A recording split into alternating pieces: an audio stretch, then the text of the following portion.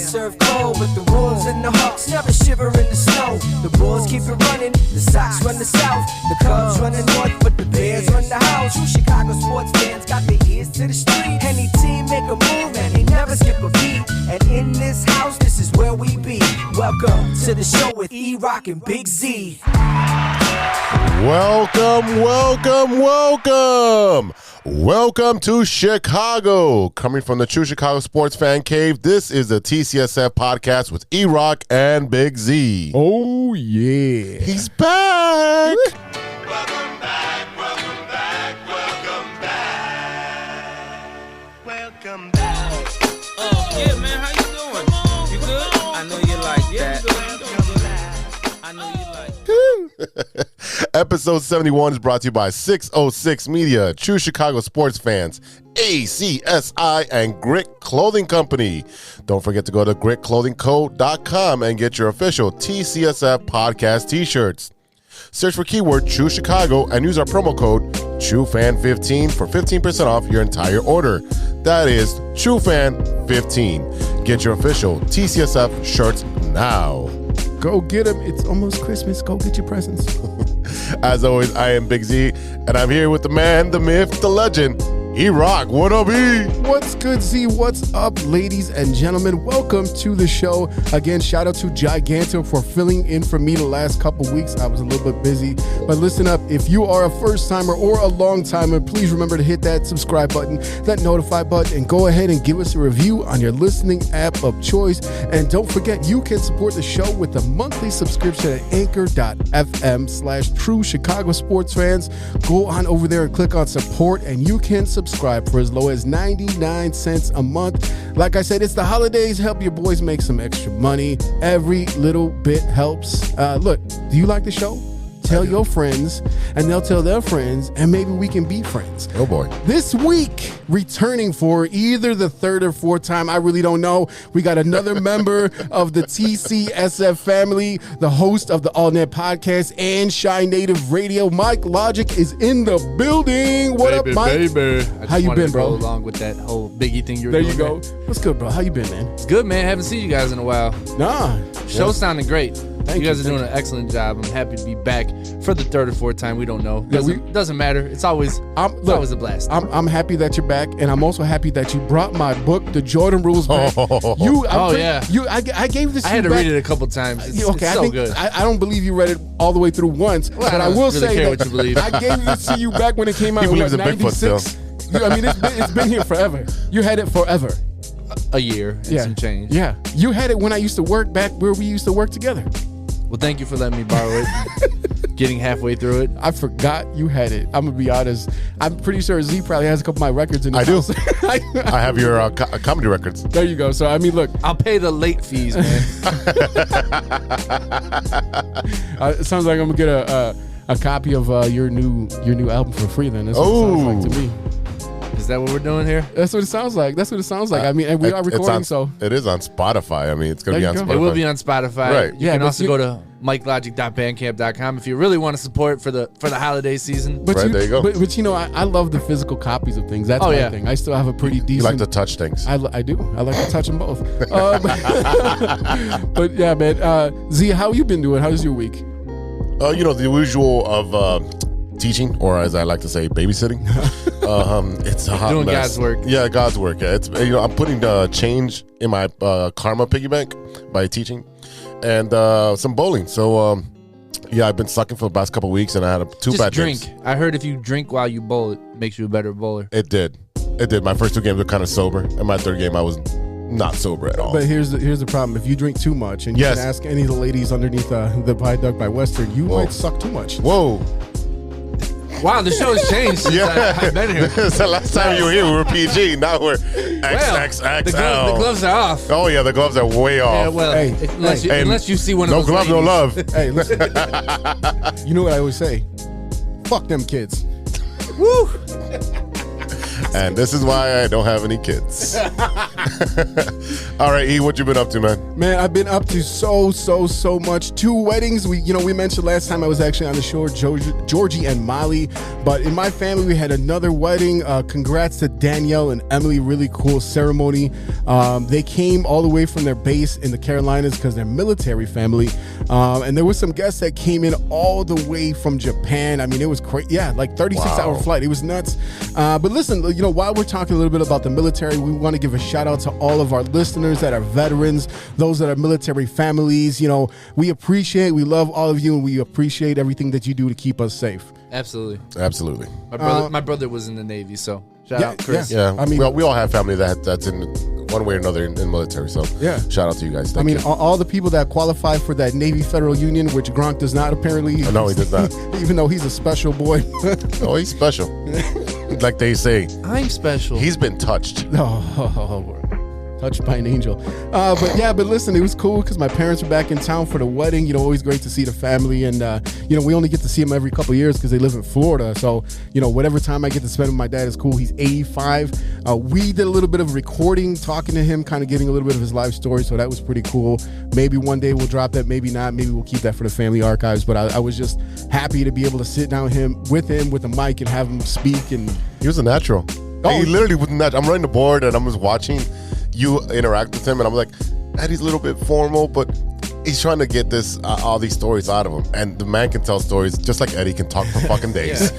Sometimes you just need to forget that the mic's there and just. And he did. At some point, he got corrected maybe one time, but after that, speaking to the mic. Yeah, he ran with it, and his stories were awesome. I literally could have sat there all day listening to stories with Grandpa. Yeah, I mean, it was great. And that's the whole reason I wanted to do that. But, speaking of my pops, the day before Halloween, I took my daughter to the Pinball Expo in Schaumburg because that's the industry that I'm in now.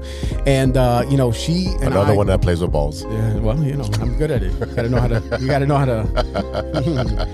Anyway, so we got to see the game that my pops actually designed back in 1980, early 80s. It's a game called Rat Race. It's like one of the only pinball games that does not have flippers. And he's actually never seen it in person because he left the company before the game was ever made. So my daughter got to play it. I took videos of her playing the game, and he was kind of excited to see not just the game in action, but to see her playing it. So that was really cool.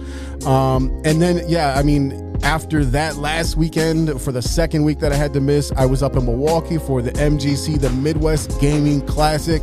Shout out to all my friends and coworkers. Lots of hard work, but we made it fun. A lot of old school arcade games, gaming systems like Atari's, the Apple IIe with the floppy disk and the Oregon Trail, and the old. Some dude came out of nowhere, was kicking my ass in Mortal Kombat 4 because I am terrible at that.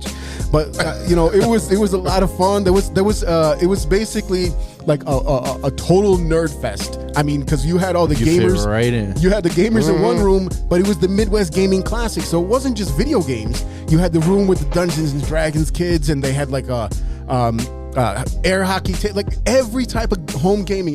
That was cool. They had a whole vendor section. I think your man cave needs an air hockey table. I think my man cave needs more space because we were just talking about that. I told you knock down that wall, man. Oh, that'd be perfect. You had air hockey. I was just talking about because we saw the Big Hurt pinball game for sale for like $3,000, which is actually a decent price because brand new games will cost you up to $10,000. But I got to ship it. We get in the pickup truck. You're in that industry. We go pick it up. You know what I mean? Like that. It was in North Carolina, wasn't it? I'm telling you right now. That's how most pinball games move around the country. Is people go and pick them up and they take care of them. I'm telling you, that's just how they do it. But they even had a little bit of pro wrestling out there. The ACW. I don't even know what AEW. Whatever it was. WCW, AEW, WWF, WWE. It wasn't them. It was like ACW. It was more of a much more smaller promotion. Yeah. Gotcha. But it was cool. We were out there and to see a little bit of that. I was the only one even moderately interested in it, but it was cool. Like I said, so I'm sorry I had to be away for the show for a couple of weeks.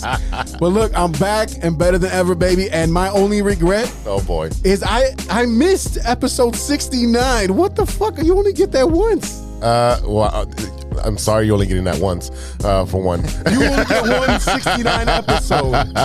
All the shit I would have pulled out for YouTube to put in sound drops for that. Oh my god. Oh man. Yeah, you've been kicked off Anchor or something. But check it out. Like I said earlier, fellas, the holidays are fast approaching and them government checks just ain't cutting it anymore. So let me tell you about a great opportunity with our friends over at ACSI. With over 50 expert technicians in the Chicagoland area, ACSI offers a one-stop shop for telecom wiring.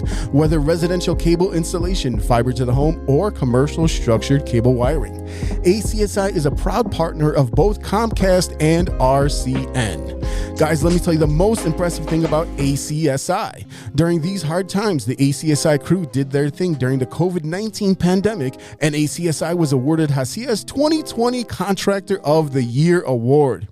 The best part is that ACSI is growing bigger and better than ever. ACSI is now hiring for field sales, technicians, and project managers. Check out acsi.tech. That's acsi.tech and click on careers to apply today. ACSI is an equal opportunity employer. Go get you a job. Go do it, please. This week, we're going to talk a ton of Bulls with our boy, MIC Logik. We're going to talk a little bit about the terrible-ass calls against the Bears in that Steelers game because we didn't get to recap that. And as always, we got Stirring the Pot and What You Looking At. But first, this is the Big Three with Big Z. Thanks, E-Rock. I am Big Z, and you guys are not. For today's stories. All right, story number one. MLB's making news and not making news at the same time. The GM meetings came and went with little fanfare. Everyone is scheduled to meet in 3 weeks in Orlando for the annual baseball winter meetings, which is like, for me, my nerd fest right there. I love the offseason when it comes to MLB, guys.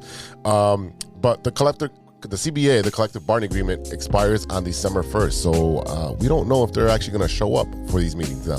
No, there's been a lot, and especially what happened with the COVID year, trying to figure out, are you going to have the DL or the DH for the NL? Oh, DH, yeah, the universal DH. There is that's going to happen. A lot of stuff that they got to work out. They got to work out some of these salary structures because at some point they were talking about a very loose salary cap. Mm-hmm. So we got to figure out what's really going to go on here, and that's really going to determine what teams like the Cubs do, because the Cubs have a ton of money to spend, and Ricketts already came out and said that he has money to spend. There's a lot of free agent, high-end, high-class free agents out there right now. You got your Correos out there. I mean, there's Javi. Look, all the guys that the Cubs just got rid of. Yep. You know what I mean? There's so many players Wade out Miley. there. Wade Miley. Wade Miley. Good job. Yeah. Wade Miley. Hey, Wade Miley was not a bad pitcher. No. He's Not definitely at decent. all. Definitely decent. And if the Cubs do what I think they're going to do with him is if they have another kind of very mediocre year, they're going to do what they did when they acquired guys like Pedro Strop and Jake Arrieta, and they're going to trade him to a contender. Yeah, flip him. Because that's the smart thing. That's what the Cubs did to get where they ended up when they won the World Series. Yeah, they just flip players. Good thing. All right, Get so in my Miley jersey. So do you think this thing is resolved? It's gonna by December 1st. No way. No way. No way in hell. No way in hell. No shot. I would say before spring training. Maybe right before. Right. Yeah, they're gonna go away to the 11th hour. But the problem is you still have to sign these free agents. Yeah. So that's what I'm saying. That's where the problem is, because like I said, this is one of those years where you have look at the Braves winning the World Series. All their stars were signed to long-term contracts. Well, there were four guys that were traded out there, like Jock Peterson and the rest of those guys. Yeah, to fill in their roster after Acuna went down. Okay, and that was the thing, was that they added Jock Peterson and they added all these players back, but their core players, they have some signed to long-term deals. Of course. And that's what I'm saying, is that Atlanta is one of the few teams that paid their stars up front. They paid them early, right? The White Sox did it with Eloy. Didn't they pay Lou Bob already? Yep, everybody. So I mean, that's the thing, is that that's a very new thing in the MLB. So while we're talking baseball, what do you guys think is going to happen with Javi Baez? It sounds like he's going to go back to the Mets. At least the Mets are interested. They're interested, and so are the Yankees. Surprisingly, who's going to pay up? Exactly, and the thing is, it doesn't really matter right now because there's no CBA. So without a CBA, there's no restrictions. There's no rules pretty much right now because we don't know what's going to happen. Javier Baez is not going to get paid until Carlos Correa gets paid. And depending on where he goes and where he signs, and my feeling is that Houston's going to do whatever they can to hold on to him because they still like him paired up with Altuve. Granted, they lost this year, but they still like them two together as one of the most dynamic center or middle infielders. He's getting teams. $350. So he's making a lot of money. Now, there's a lot of noise about Javi possibly coming back to the Cubs, but that could be all fan fiction because they love Javi Baez. How much are you willing to pay Javi Baez? That's the problem. He's not going to get Carlos Correa money. No, he's not, but he's going to get close. maybe a little bit less. You know what I mean? He might take $1 or $2 million less a year, and it's not even going to be really. I don't think he he's gets not that. a $200 million player. He's not a $200 million player. No, I'm gonna tell you why. And I love Javi Baez. You know why? Because either the Mets or the Yankees are going to play that or pay that, and that's the thing is well, that they always overpaid. Well, and the Mets especially. I mean, the Mets are still paying Bobby Bonilla. That's right. You know what I mean? So the thing with that is that you have Francisco Lindor on the Mets now, and him and Javi are very, very good friends. So I mean, are you going to put $500 million on two players? If you're the Mets, you just $500 million. No, but here's the thing: it's not going to pay off for you. Well, here's the thing you have to remember: the Mets are not just competing against the World Series winning Braves or the Nats who just won the World Series a couple years ago, and then they traded everyone off, and the Phillies who got a bunch of really good players, including Bryce Harper. They're also competing with the Yankees, and they're competing with the Yankees for fans. It's not like the White Sox or the Cubs. The White Sox are White Sox fans. The Cubs fans are Cubs fans. You might have some guys that pay attention to both, like me. I don't know if you pay attention, Mike. Yeah. Okay. Yeah. But you're not like rooting for the White Sox. I'm not rooting against the White Sox. I think it's childish, it's juvenile. Can we stop that? It's not high school anymore. No. But what I'm saying is, unless they're playing each other, it doesn't matter. In Chicago, those are your two teams. In New York, there's so much more casual fans of baseball. Oh, I went to the game because someone had tickets, and you can compete for those middle of the field, middle market guys. You know what I mean? Like the casual fans, you can compete for eyes and for seats. And when you're going to get up against the Yankees, who will sit there and just drill you with their talent and their $23 beer, and that's why the Mets would overpay for Javi Baez to get butts and seats. I do want to see a game at Yankee Stadium, though. Yeah, well, I mean, that's on my bucket list to go to every stadium. Show trip. There we go. All right, story number 2, and this one goes out to Eddie because he's a football nerd. Odell Beckham Jr.'s addition to the Los Angeles Rams was intended to further and bolster the already potent offense. Ooh, look at that. Potent. But now the wide receiver will be tasked with filling in a significant void. The Rams on Friday lost one of the most reliable weapons, a 9-year veteran wide receiver, Robert Woods. Yeah, that hurts. He tore his ACL in practice on Friday. So this is rough. I mean, obviously it's luck that you still got Cooper Kupp, and you still got Odell. You got Von Miller. I mean, this team is stacked. This team is stacked. Yeah, I mean, we're not gonna cry tears. You know what? This is like the Lakers losing like Rajon Rondo. You know what I mean? Like it. I mean, it hurts. Yeah, it hurts. But Rajon Rondo's been around in the league for what, 157 years? You know what I mean? Like he's looked like someone's grandmother since he came into the league in 1994. You know what I mean? Look, I mean, Robert Woods is a productive wide receiver, but he's not Odell. No, he's not Odell. You can make up for that production. You can make up for production, and that's the thing is that people forget about Cooper Kupp. I don't know, it's because he's basically transparent. I'm pretty sure every Christmas or every Halloween he goes as Casper the Ghost because you can barely see him except for them blue painted stripes. But he's one of the best slot receivers. He is one of the most productive players on their team. He used to be the name of my fantasy football team. It used to be 2 Girls, 1 Cup. My favorite is still watching people's reaction to that. They're like, oh wait, oh what's that? Oh no! That's like the equivalent to giving somebody a shot of Malort. Oh yeah. Never have, never will. No, you have. I don't. First of all, nobody wants it. No, nobody wants it. I hate it. I hate it on Tuesdays, especially Tuesdays, because all these guys, the bowling guys, they all drink Malort. Yeah, well. Why am I going to voluntarily punish myself? But that's the thing is that it's not one of those things you need to experience. No, you do, because as a Chicago. Why? Because you have to. Because here's the thing. You got to have the Chicago handshake. Yeah, and that's what it is. It's like so that I have a shot of that Malort. Yeah. How do you say it? Malort. No. Malort. It's Malort. All right, first of all, that's not even. You guys are either from Britain. You're either like from Britain or from Boston. It doesn't even sound like something Chicago-y. Malort. Yeah, man. And put it on your sausage. All right. Oh, boy. Hey. Hey, now. All right, story number 3. I always find these obscure stories, so here we go. Investigators tracked down Cleveland bank teller who stuffed $215,000 into a paper bag and vanished 52 years ago. Theodore John Conrad showed up for work as a bank teller in Cleveland.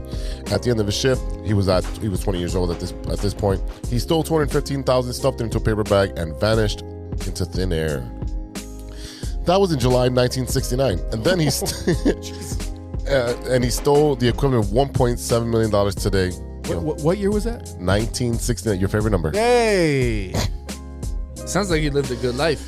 Yeah. More than 5 decades later, the federal law enforcement agency announced on Friday that it's identified the man considered one of the nation's most wanted fugitives. Really? You have 5 decades. It wasn't me. It was the one-armed man. You made the best. Yeah. I mean, what do you guys think about this? So, look, he's dead. This guy is dead now. He died, I think, last year. He was 71 years old, so he made it Cheers to you, man. Another 51 years after you stole that money. He was a bank teller. And I wonder if he invested. I wonder if he invested and just made millions off it. He did something. I don't know what he did. I mean, because you can't live on $215,000 for your entire life, especially for 5 decades. No, but it can buy you a hell of a lot of acid back in 1969. So, I mean, shit, you don't know. I mean, he changed his name. It sounded like he was living a good life, but that's a lot of money to just walk out with. Yeah, especially in 1969. I think $215,000. It's 1.7 now. So that's probably plenty to live off for a couple decades. I mean, yeah, if you live modestly. I'm sure he did. Yeah. Sure he did. Okay, yeah, you got to live under the radar, right? If you also So he would have slipped up and got caught. All right, Mike, what would you do if hypothetically, quote and unquote, stole $1.7 million? What would you do? What's your first move? Yeah, obviously get out of the country, right? Yeah, probably. I want to sit courtside at a Bulls game. I probably fit that in there somewhere. And then get out of the country. You're going to get caught. 100%. That's why I'm not stealing any money. I'm not a good criminal. Hey, Eddie, what'd you do? Yeah, I'm leaving, man. I'm gone. I'm going to find like one of them. Are you telling your offshore- wife and kids? Yeah, why not? Shit, dude. Why not? Jamaica. Why not? I'm not going to Jamaica. That'd be obvious as shit. I'm gonna go offshore in Switzerland or wherever the hell, like, the white folks put their money overseas, and I'm gonna go put it in I a couldn't bank tell over you there. where. I really couldn't. And I'm gonna go buy a private island. That's where I'm going right there. You know what I mean? Like, I'm sure I can get. I'll get a fixer upper. I mean, it's only 1.7 million. It ain't that much money. You know what I mean? But I mean, in the context of like, do I have that much money? Absolutely not. So, but I mean, in the context of like these super rich assholes that don't pay any taxes, yeah, that's a lot of money. It sure is. All right, y'all. Let's take a quick break, and we'll be right back after a word from our sponsors.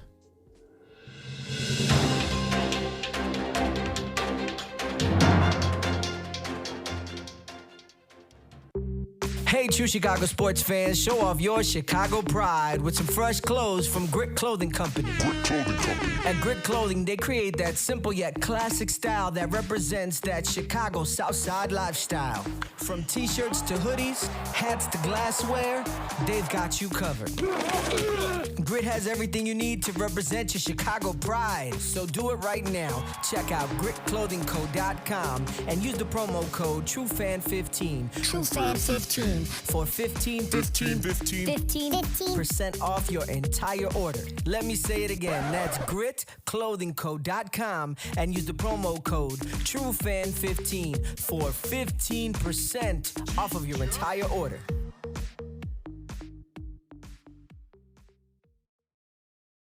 Welcome back to the TCSF Podcast with E-Rock and Big Z. Yeah. This is The Loop, our Chicago sports roundup where we keep you in the loop. This is Chicago. Doors open on the left at Chicago. Welcome to Chicago. Welcome to Chicago. Welcome to Chicago. This is Chicago. Doors open on the left at Chicago. Welcome to Chicago. Yo, E, I know you haven't been here a couple weeks, but what about them Bears, bro?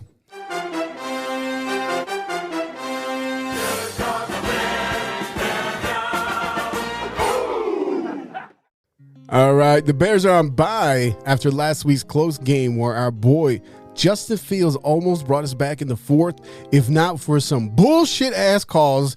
And speaking of that, the NFL came back and said that they absolutely blew every one of them calls all game the whole time. They blew only the calls? Because there was a lot of blowing. And guess what? As a matter of fact, I heard that ref sucks dick for quarters. I mean, I don't know if that's true or not, but that's what I heard. Damn. Through the grapevine.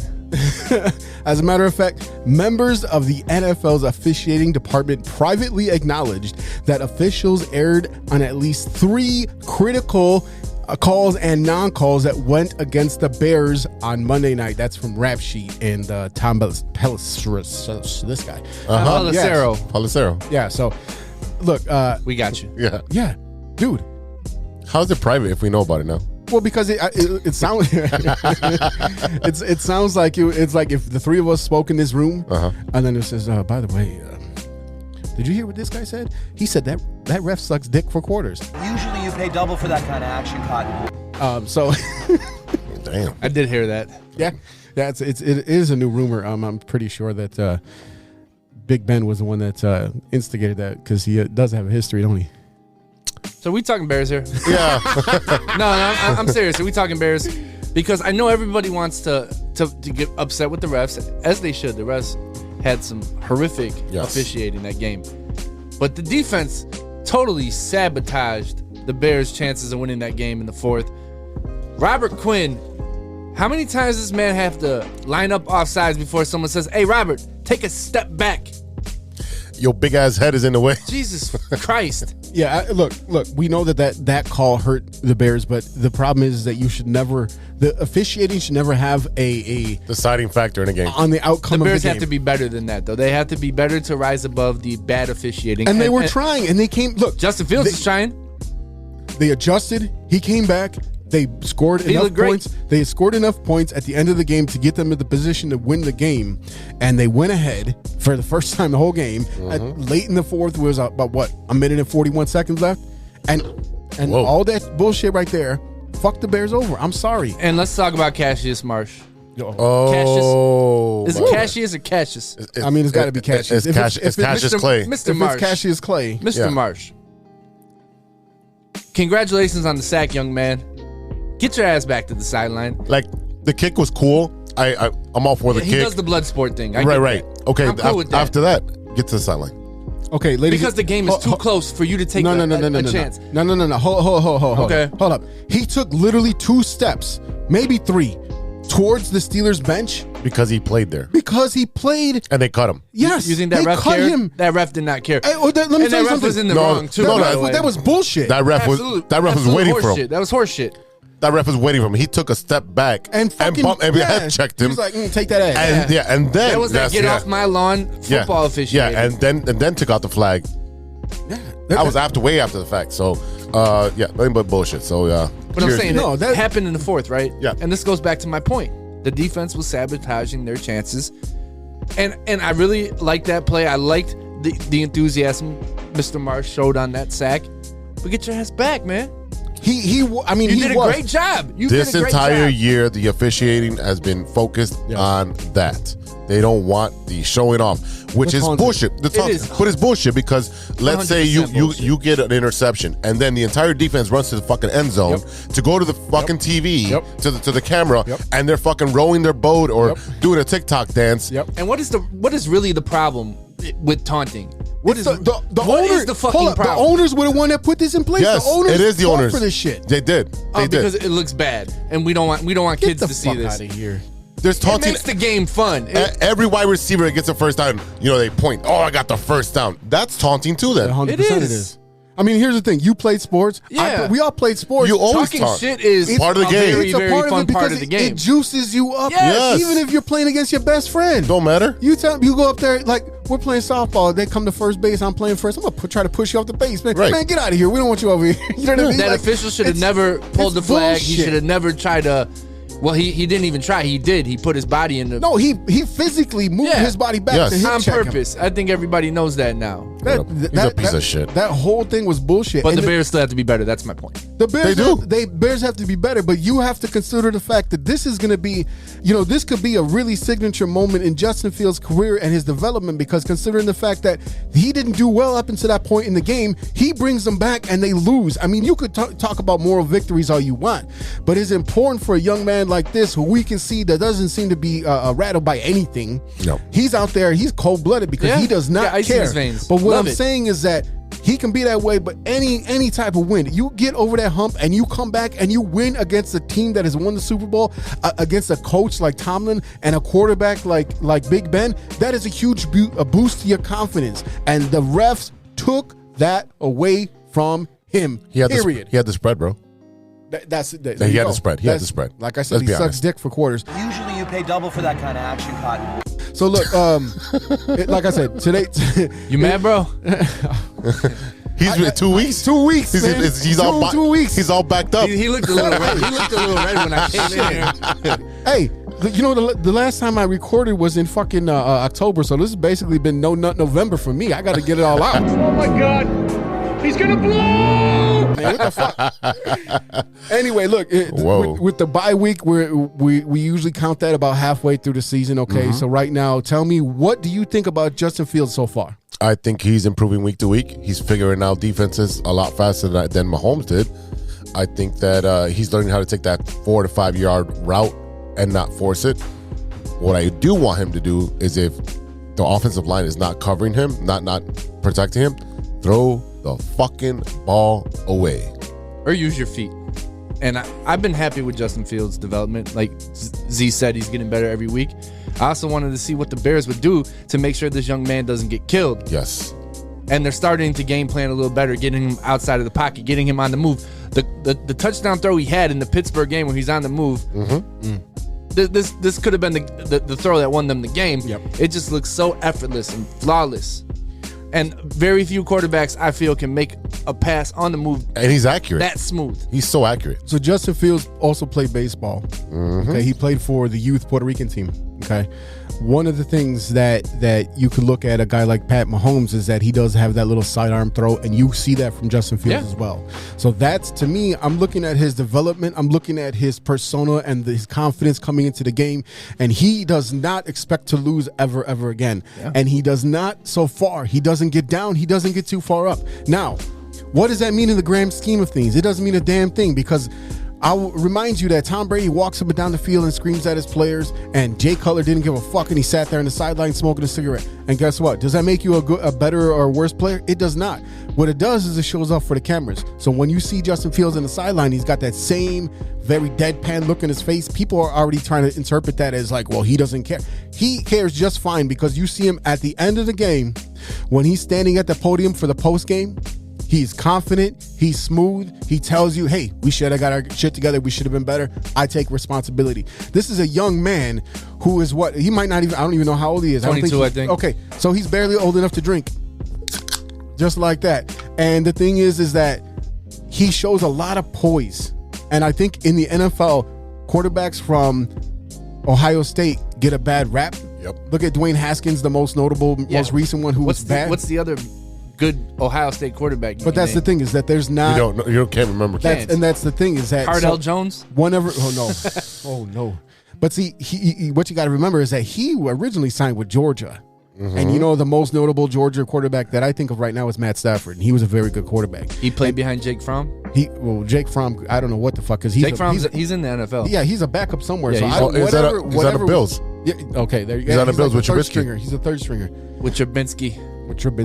But look, I really, really, really like Justin Fields. I feel like and I told you before, this is going to be a superstar for the Chicago Bears. He's going to be a superstar in the NFL, and he doesn't have to make a lot of noise. He just has to build upon his consistency.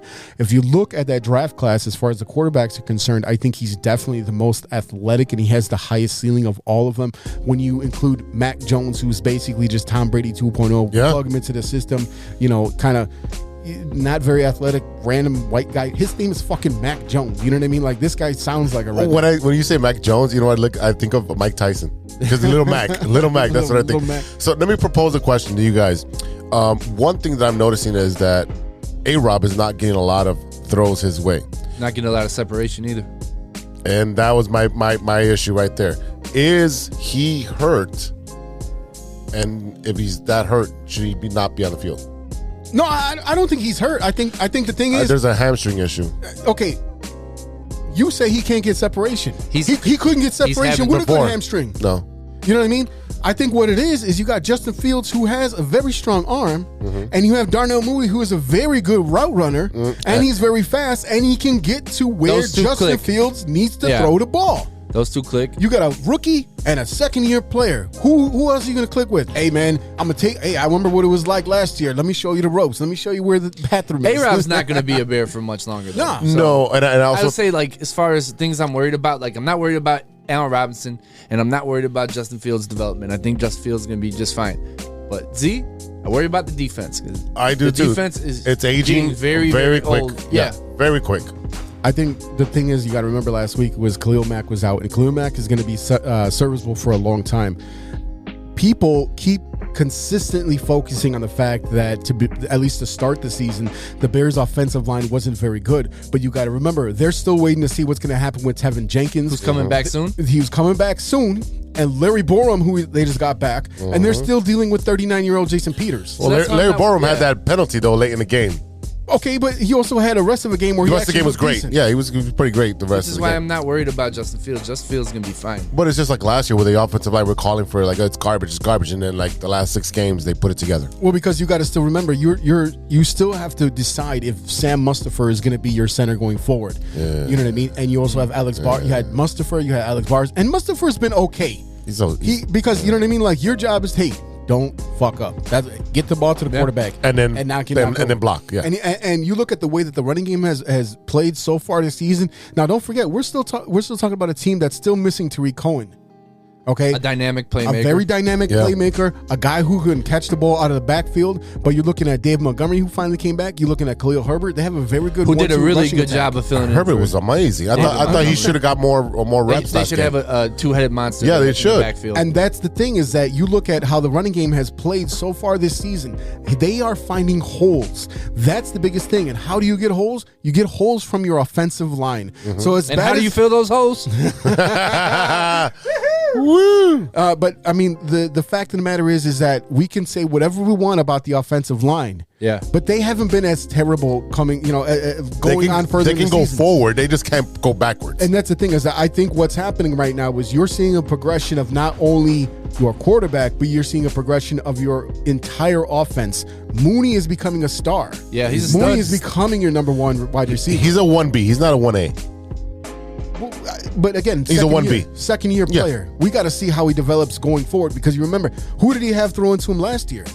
Trubisky and Foles. This year you had Fields, you had Andy Dalton for a game and a half. Then you had a rookie quarterback. So you got to remember when we look at A-Rob, look at the quarterbacks he's actually had in his NFL career. Garbage. Right. Garbage. He had Trubisky and he had Blake Bortles. Yeah, you Watch A-Rob go somewhere else. Oh, no, A-Rob's going to go to Green Bay. I'm going to call it right now. He'll go to Green Bay and he'll be a fine. stud because he'll be a slot receiver. Right. And that'll be Aaron Rodgers' favorite target. Right. Because that's where I thought Odell was going to end up. Oh, I thought so too. And I'm like, please don't. Yeah, don't do that. He's going to fuck us. I thought he was going to Vegas after Ruggs got that shit. Vegas is just a mess, bro. They are. And hey, John Gruden just sued the NFL. Yeah, I saw that. For what? He said for leaking. It's not private because you're working for a company. It's your work email. Yeah, I don't care about either. Fucking dumbass. Fuck them. I mean, go ahead. Whatever. Look. So look. Just for context, for so far, Justin Fields has a 59.4% completion rate, 1,282 yards, 4 touchdowns, 8 interceptions. I'm not worried about the interceptions because that comes with maturity. And there was a lot of tips. There was, and there's sometimes you can't just. And also, A-Rob didn't run a route, and yeah, okay. And to your point about the interceptions too, they haven't been blatantly terrible. No. They're not Trubisky interceptions. Yeah, well, he just throws it right directly to a defensive player. Justin Fields is a very calculated quarterback. Yeah, especially for being as young as he is. Very cerebral. The thing is that I feel like Justin Fields, if you look at his actual skill set and his physical ability, this is what they thought they were getting in Trubisky. It's just that he has a much better, higher football IQ than Trubisky. Trubisky didn't start. What's the one thing you guys like about Justin Fields the most? I think for me it's tough. easy. He's just fucking tough. He pushes the ball downfield. Yes, he does. So mine is an intangible, and this is accountability, because he will sit there and no matter what, if it was his fault or not, he will be number one out there and says, hey, I shouldn't have thrown that ball. Darnell Mooney might have tipped it and it got intercepted. He says, you know what, I shouldn't have thrown that pass. And what I see from that is you're recognizing not only your mistakes, but your strengths and your weaknesses. Because the thing is that you know how a player gets that ball tipped like that? Throwing it a little bit too hard. If you throw it too hard, I don't have enough time to react. And when I get my hands up there, I'm like, oh shit, let me catch that. Well, that's how you tip the ball. If you lob it in there, or you have to know how hard to throw the ball. Period. So I mean, look, I really like the direction he's going. I've been impressed with him so far, but I've already seen people call him a bust because they're losing games. They don't know football. Get the fuck out of here. They don't know football. I agree. All right. So, Ravens next week. Oof. I mean, look. I mean, they did not look good against Miami. They didn't. No, absolutely not. Because Miami literally pulled the playbook out of Madden and put 7 people up front and put 4 people. Go ahead, try to run on us, Lamar. Right. He literally said, "Yeah, here's the wall." So Bears take that playbook. Exactly. And apply it. Exactly. You can apply it if you sit there and attack him and you make sure that you shut down the running game. Yes. Because you got to remember that the Ravens are also on like their 4th or 5th option at running back. Yep. I think they're out there playing Le'Veon Bell at this point. You make Lamar throw the ball 40 to 50 times, and let's see what he does. Yeah, but I mean, like, I don't think he's going to be able to throw the ball 40 or 50 times. Bears should win then, no problem. Right. That's what I think. The Bears should win, but you also got to remember that the Ravens defense is no slouch. No. Going up against The Ravens are very good. The Ravens are very good. Are they title contender good? I think they're on the tear right below it. I think the problem with them I think depending on how hot they get it. I think they have a chance, and they can get hot because we talked about this a little bit earlier with the Chiefs. Are the Chiefs still title contenders? Yeah. And why are they title contenders? Because you have Patrick Mahomes. Exactly, and that's why you look at the Ravens as a title contender. Yeah. You know what I mean? So because you look at, hey, you're talking about the reigning MVP. You know what I mean? We're not talking about some slouch. He might be MVP again. Hey, even Superman has a bad day, man. And that's very There's true. been a lot of teams. It's kind of been trending to where a lot of teams where you're expecting to win have had shitty days. Oh, yeah. These last 2 Look weeks at the have been Buffalo really Bills weird. last week. Yeah, no, these last 2 weeks have been really weird as far as like, you know, these kind of out of nowhere teams winning. Look, Brady lost today. Huh? Brady lost today. Yeah, Brady lost. Yeah, I mean, To a 2-5 team. So it's one of those things you never know. I mean, like shit, the Browns got blown out. You know what I mean? They lost the quarterback though. Not that it made any difference. They don't have Nick Chubb anymore. You know what I mean? They don't have Odell who. They don't have a Chubb anymore. No, they don't. It's not clear who's going to be in the Super Bowl, which makes this season fun. Yes, agreed, 1,000%. Right. So it's not like the Golden State years. Yeah. Like, you know, like 72-10 or 72 or what is Or it? the Cleveland Cavalier years. Yeah. Oh God. Yeah. All right, moving on. Brian always finds his way into this show, huh? Yeah, sure When I'm does. sitting in this seat. Usually out of your mouth. Hey, now. There was a football player. Now I got you guys didn't see this? No, I've never seen anything about Kyle Pitts from the this- Falcons having a small ass. Kyle Pitts has a small ass. This is. Yeah, I've never heard this. Oh, Cam Jordan said he's a little light in the ass to be a tight end. Wow. Oh, whoa. Cam Jordan I mean, it is said 2021, and you have your opinions and choose to do whatever you want, man. Hold on. To be fair, and I have said this on the record before, Larry Fitzgerald had the biggest ass of any football player. When you seen him, I swear to God, when you see, and I say this as a guy with just gigantic fucking calves. So Yes, you do. So he always reminded me of a horse because he had the long hair and it would flow behind him, and then he just fucking like just humongous lower body just fucking running down the field. But incredible career. He needs yes, and he needs to borrow some of that ass to your boy Kyle Pitts, I guess. Yeah, Kyle Pitts can use some of that ass. Wow. Okay. Well, All right, E. We're not recording, though, right? Yes, we are recording, sir. It's always a hot mic, sir. Hot mess. Hot mess, hot mic. All right, E, let's move on to the collegiate slate. What's up with the Golden Domers, the Notre Dame Fighting Irish? Notre Dame moved up to number 6 in the AP college football poll after its 28-3 victory over Virginia last Saturday. It is the highest Notre Dame has been ranked by the AP all season. Notre Dame coupled its now 5-game win streak with Baylor's 27-14 upset victory over Oklahoma to move up another spot in the latest rankings. That defeat ended a 17-game winning streak for the Sooners, who were ranked number 4 last week before falling to number 12 in the most recent poll. Notre Dame is now ranked 6th in both major polls. Look, a lot of people were actually upset about this game. They thought that Notre Dame should take more advantage of Virginia, but I think, look, I was happy with the way that the game came out. They scored 7 to start the game in the first quarter, another 2 touchdowns in the second, and another in the third, and they only gave up the 3 in the fourth quarter. Notre Dame is back where we thought they would be. I'm wondering where they would be without that one loss to Cincinnati, who is still on a roll. Yeah, well, I mean, that Cincinnati game was a tough one, but they bounced back and they're looking good. Again, I know, like, I'm not the biggest Notre Dame domer over here, like you are, but it's fun to watch this team now. It really is fun to watch this team, and I was criticizing about the whole quarterback carousel that they had going for a while, but I think they're getting it together and they're going to make a nice playoff push. Look, Jack Cohn was 15 for 20 for 132 yards with 3 touchdowns, 1 interception. They did bring in Tyler Buckner for a couple of plays. He went 3 for 4 for 42 yards. Kyron Williams, though, that was the thing, is that when you watched him, he's rumbling, he's bumbling, he's stumbling down the field. He had 14 carries for 70 yards. He averaged 5 yards a touch, and he did have a touchdown. So when you watch him running down the field, I mean, he actually had a pretty good game, and you saw him kind of escape a lot of plays. His touchdown run, he was literally rumbling and bumbling and stumbling because it looked like he was about to go down about 4 times before he made it to the end zone. So that's where your 4 touchdowns came from. And look, they held Virginia in check, which they should have. And it's really going to be interesting to see what happens with this playoff, because when you look at the standings where they are now, there's a couple of games left which they should walk right through. And we look at these top teams right here. This is going to be a really interesting last couple weeks of the season. Yeah, I'm not too keen on how they decide the final 4, the 4 games for the championship and all that stuff, just because it'll be like 12-0 and like, oh, you got to consider them. But I'm like, look at the strength of schedule. Look at who they played, right, and when they played them. And then Notre Dame might be like 12-1 or whatever it is, and they can't get in. So I think that's kind of bullshit. I think they just should have like a tournament just like the NCAA basketball tournament, just not that extensive, not as big. I want maybe like a 16-team tournament. I mean, look, it is way there's way too many, because here's the problem.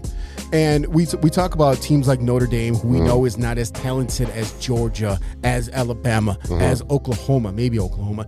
But I mean, because Oklahoma, and I just say because Spencer Rattler has been a complete disappointment for them all year.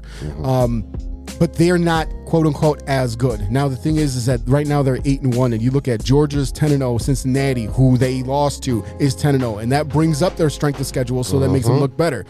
You're looking at Alabama, who's 9-1, Oklahoma, who's 9-1, Oregon, who's 9-1, Ohio State, who's 9-1, Michigan State is 9-1, Michigan's 9-1. All these teams are 9-1. So how do you decide? So that's the thing, is that you look at strength of schedule, you balance that against who they've already played, who they're going to play, and the thing is that you got to look for, is Cincinnati going to stumble? Is Georgia going to stumble? If they have one of these teams stumble, they're going to want Georgia to be the team to stumble and not Cincinnati, because if Cincinnati does not stumble and they do their thing, that brings up Notre Dame's strength of schedule. So right now, even if you don't want to, Notre Dame is rooting for Cincinnati if they won against that playoff. I mean, it just makes sense. But again, if you have 7 teams that are going to be, again, 12-1 at the end of the season, how do you decide? Strength of schedule. That's point blank what it is. I mean, who did you have to beat to get to your record? That's what it is. And Cincinnati beating Notre Dame is huge for Cincinnati, because now it makes them look better too. You know what I mean? That's why they're not number 1, because of the teams that they play is not nearly as strong as the teams that Georgia plays. But Georgia's been showing out all season, and for them to be still sitting there undefeated and sitting alongside Cincinnati as the only 2 undefeated teams right now, it's a pretty big statement. All right, Z, what's going on with Chicago's Big Ten team? The Cats lost. Northwestern head coach Pat Fitzgerald was seeking any type of spark before the half in Saturday's game against Wisconsin by switching quarterbacks, benching starter Andrew Marty for backup Ryan Helinski. It ultimately didn't work as the Badgers quarterback changed or not. The Badgers cruised to a 35-7 win, dropping the Wildcats to 3-7. So, meow. Is Fitzgerald regretting not taking the jump to the NFL? No, I don't think so. No, he's treated like a god. He's a god up there. Yeah, he's a god. He will never ever have to buy a meal or a drink in Evanston. He can stay because he played for them. He actually remember I told you he practiced when we were at Lane. He was on the field when they were getting ready to play USC in the Rose Bowl.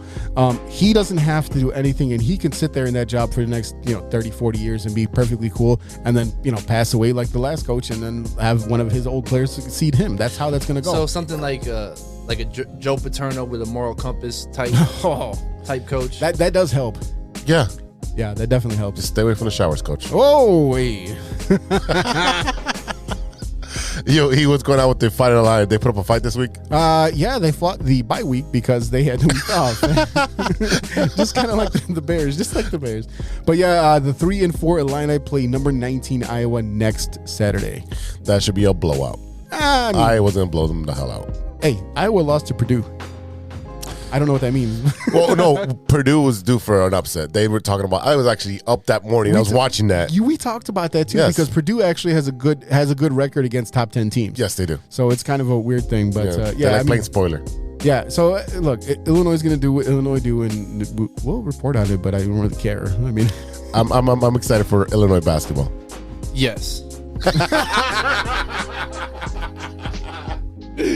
Oh man! All right, Z, what's going on at the Madhouse on Madison with the Chicago Blackhawks? But hey, as they say in hockey, let's do that hockey. The Chicago Blackhawks. So pretty much all they need was a coaching change, and they start winning. Yeah, because you know why? They're terrified. Walter White is their new head coach. Walter White. Wow. Yeah, so Blackhawks won 3 games in a row, and each win was by 1 goal. The Blackhawks are looking much better, and I mean, compared to the last couple of weeks when they only had 1 win or 2 wins prior to that, it's a big difference. They're cleaner in the neutral zone, and they don't give them as many odd man rushes, and they're starting to convert chances created by the proper offensive plays. So essentially, you have a coach who knows what the fuck they're doing. Yeah, I mean, look, Derek King, like I said, he looks like Walter White. They're really playing their hearts out for him. I mean, look, you look at Jeremy Collinson, he looks like a 12-year-old got lost on his way to his bar mitzvah. So they got this grown man now who played in the league. He played for a long time. He played up until 2000. I think he was played in the 80s. But look, they are finally kind of playing with some heart. Hey, what did I say? Heart, hustle, muscle. Thank you, Stacey King. You know what I mean? Like, that's what they're playing with now. And it seems like you got a lot of these guys that were probably either the same age or older than Jeremy Collinson, and now they're playing. That was an issue. You Sharp need someone addressed that, yeah. who is an adult in your eyes. Because I'll tell you what, I'm 40. My pops is 80, and I'm like, man, I'm a little kid. You know what I mean? Like, you look at your pop until that next generation really passes on, and we started getting all of our grades, kind of like you, Mike. Look, we can talk about the coaching change, but I would like some credit for them, the Blackhawks winning. I actually saw them win their second game. I haven't been to a hockey game in over 20 years. Likewise. And I feel like me being there, my presence started this winning streak. It's been 10 years for me. Yeah. I would just like a little bit of credit. Yeah, okay, very little. Well, keep going to the games then. Do that hockey. All right, y'all. We'll be right back after a word from our sponsors. This is Chicago. Doors open on the left at Chicago. We all know that 2020 was no joke, and with an ever-changing world climate, many people are looking for a new opportunity. Guys, are you looking for a career that rewards effort and makes you feel valued as a team member? Let me tell you a little about our friends at ACSI. ACSI is a certified RCN business agent. They provide the same RCN services with a personalized touch. Their sales and technician teams work hand in hand, ensuring your experience will be smooth and pleasant. Gone are the days of being transferred from one person to the next. At ACSI, they handle everything from start to finish. It's never been so easy to get internet service. ACSI is a growing Chicagoland company that encourages personal growth and rewards perseverance. As they expand, they're looking for passionate, responsible, and honest professionals to join their team. A career with ACSI means you will be part of a hardworking, flexible, and dynamic team that is a leader in the installation of cable and internet services in the Chicagoland area. Best of all, ACSI was awarded Hacia's 2020 Contractor of the Year Award. Are you ready to grow with a local Chicago company on the rise? Check out acsi.tech and click on careers to get started. That's acsi.tech and click on careers. Welcome back to the TCSF Podcast with E-Rock and Big Z. Yeah. Let's talk some basketball with MIC Logik. Woo! Ready to do this? Yes, I am. All right, 2, 3, 4. Basketball, gimme the ball because I'm gonna dunk it! Basketball, gimme the ball because I'm gonna dunk it! Basketball, gimme the ball because I'm gonna dunk it! Basketball is my favorite sport. I like the way they dribble up and down the court. It's time, guys. It's time. We're finally here to the segment. Oh boy, it's gonna get interesting now. I'm gonna tell you what, though. I've been waiting for about a year and a half to use that basketball clip. I absolutely. I played it for you. I played it for Z. It's a fantastic cut. I love it. I mean, and especially for SNL nerd like me, that had to fit in at some point. But now we finally got you in studio for your either what would we say third or fourth time or whatever the hell it was. Yo, the Bulls are hot. The Bulls are hot, and they're on the West Coast. What's going on with these Bulls right now? Well, Golden State cooled them off a little bit, but I mean, it's Golden State. If you're a Bulls fan, you should be excited about this team because you got to remember they have played a combined 12 games, regular season games together. Right. Yep. This is not the finished product. This team seems like it's gelled pretty quickly. Yeah. So there's still room to grow. Well, and they're also you're going to have these growing pains. They're also missing Pat Will. Missing Pat Will? Real quick, after that bullshit. Well, I'm just saying, like, for a long period of time. Oh, yeah. Because of that bullshit against the Knicks. Now, back to Vucevic. Vucci man. He was struggling a little bit. He was struggling. And the thing was, like, I seen what they were doing at the beginning of the game, kind of like what they did with Joakim Noah. Let's get the big man started. Let's warm him up. Get him nice and lathered. They kind of have to. Right, and they have to. And he was missing point blank shots. Oh, boy. You're going with the book again? Oh, okay. Yeah, no, but I think me and you've talked about before, Vooch takes a little while to warm up during the season. He's like a 71 Chevy. He's going to be fine. Just gas him up a little bit. Feed him the ball early on.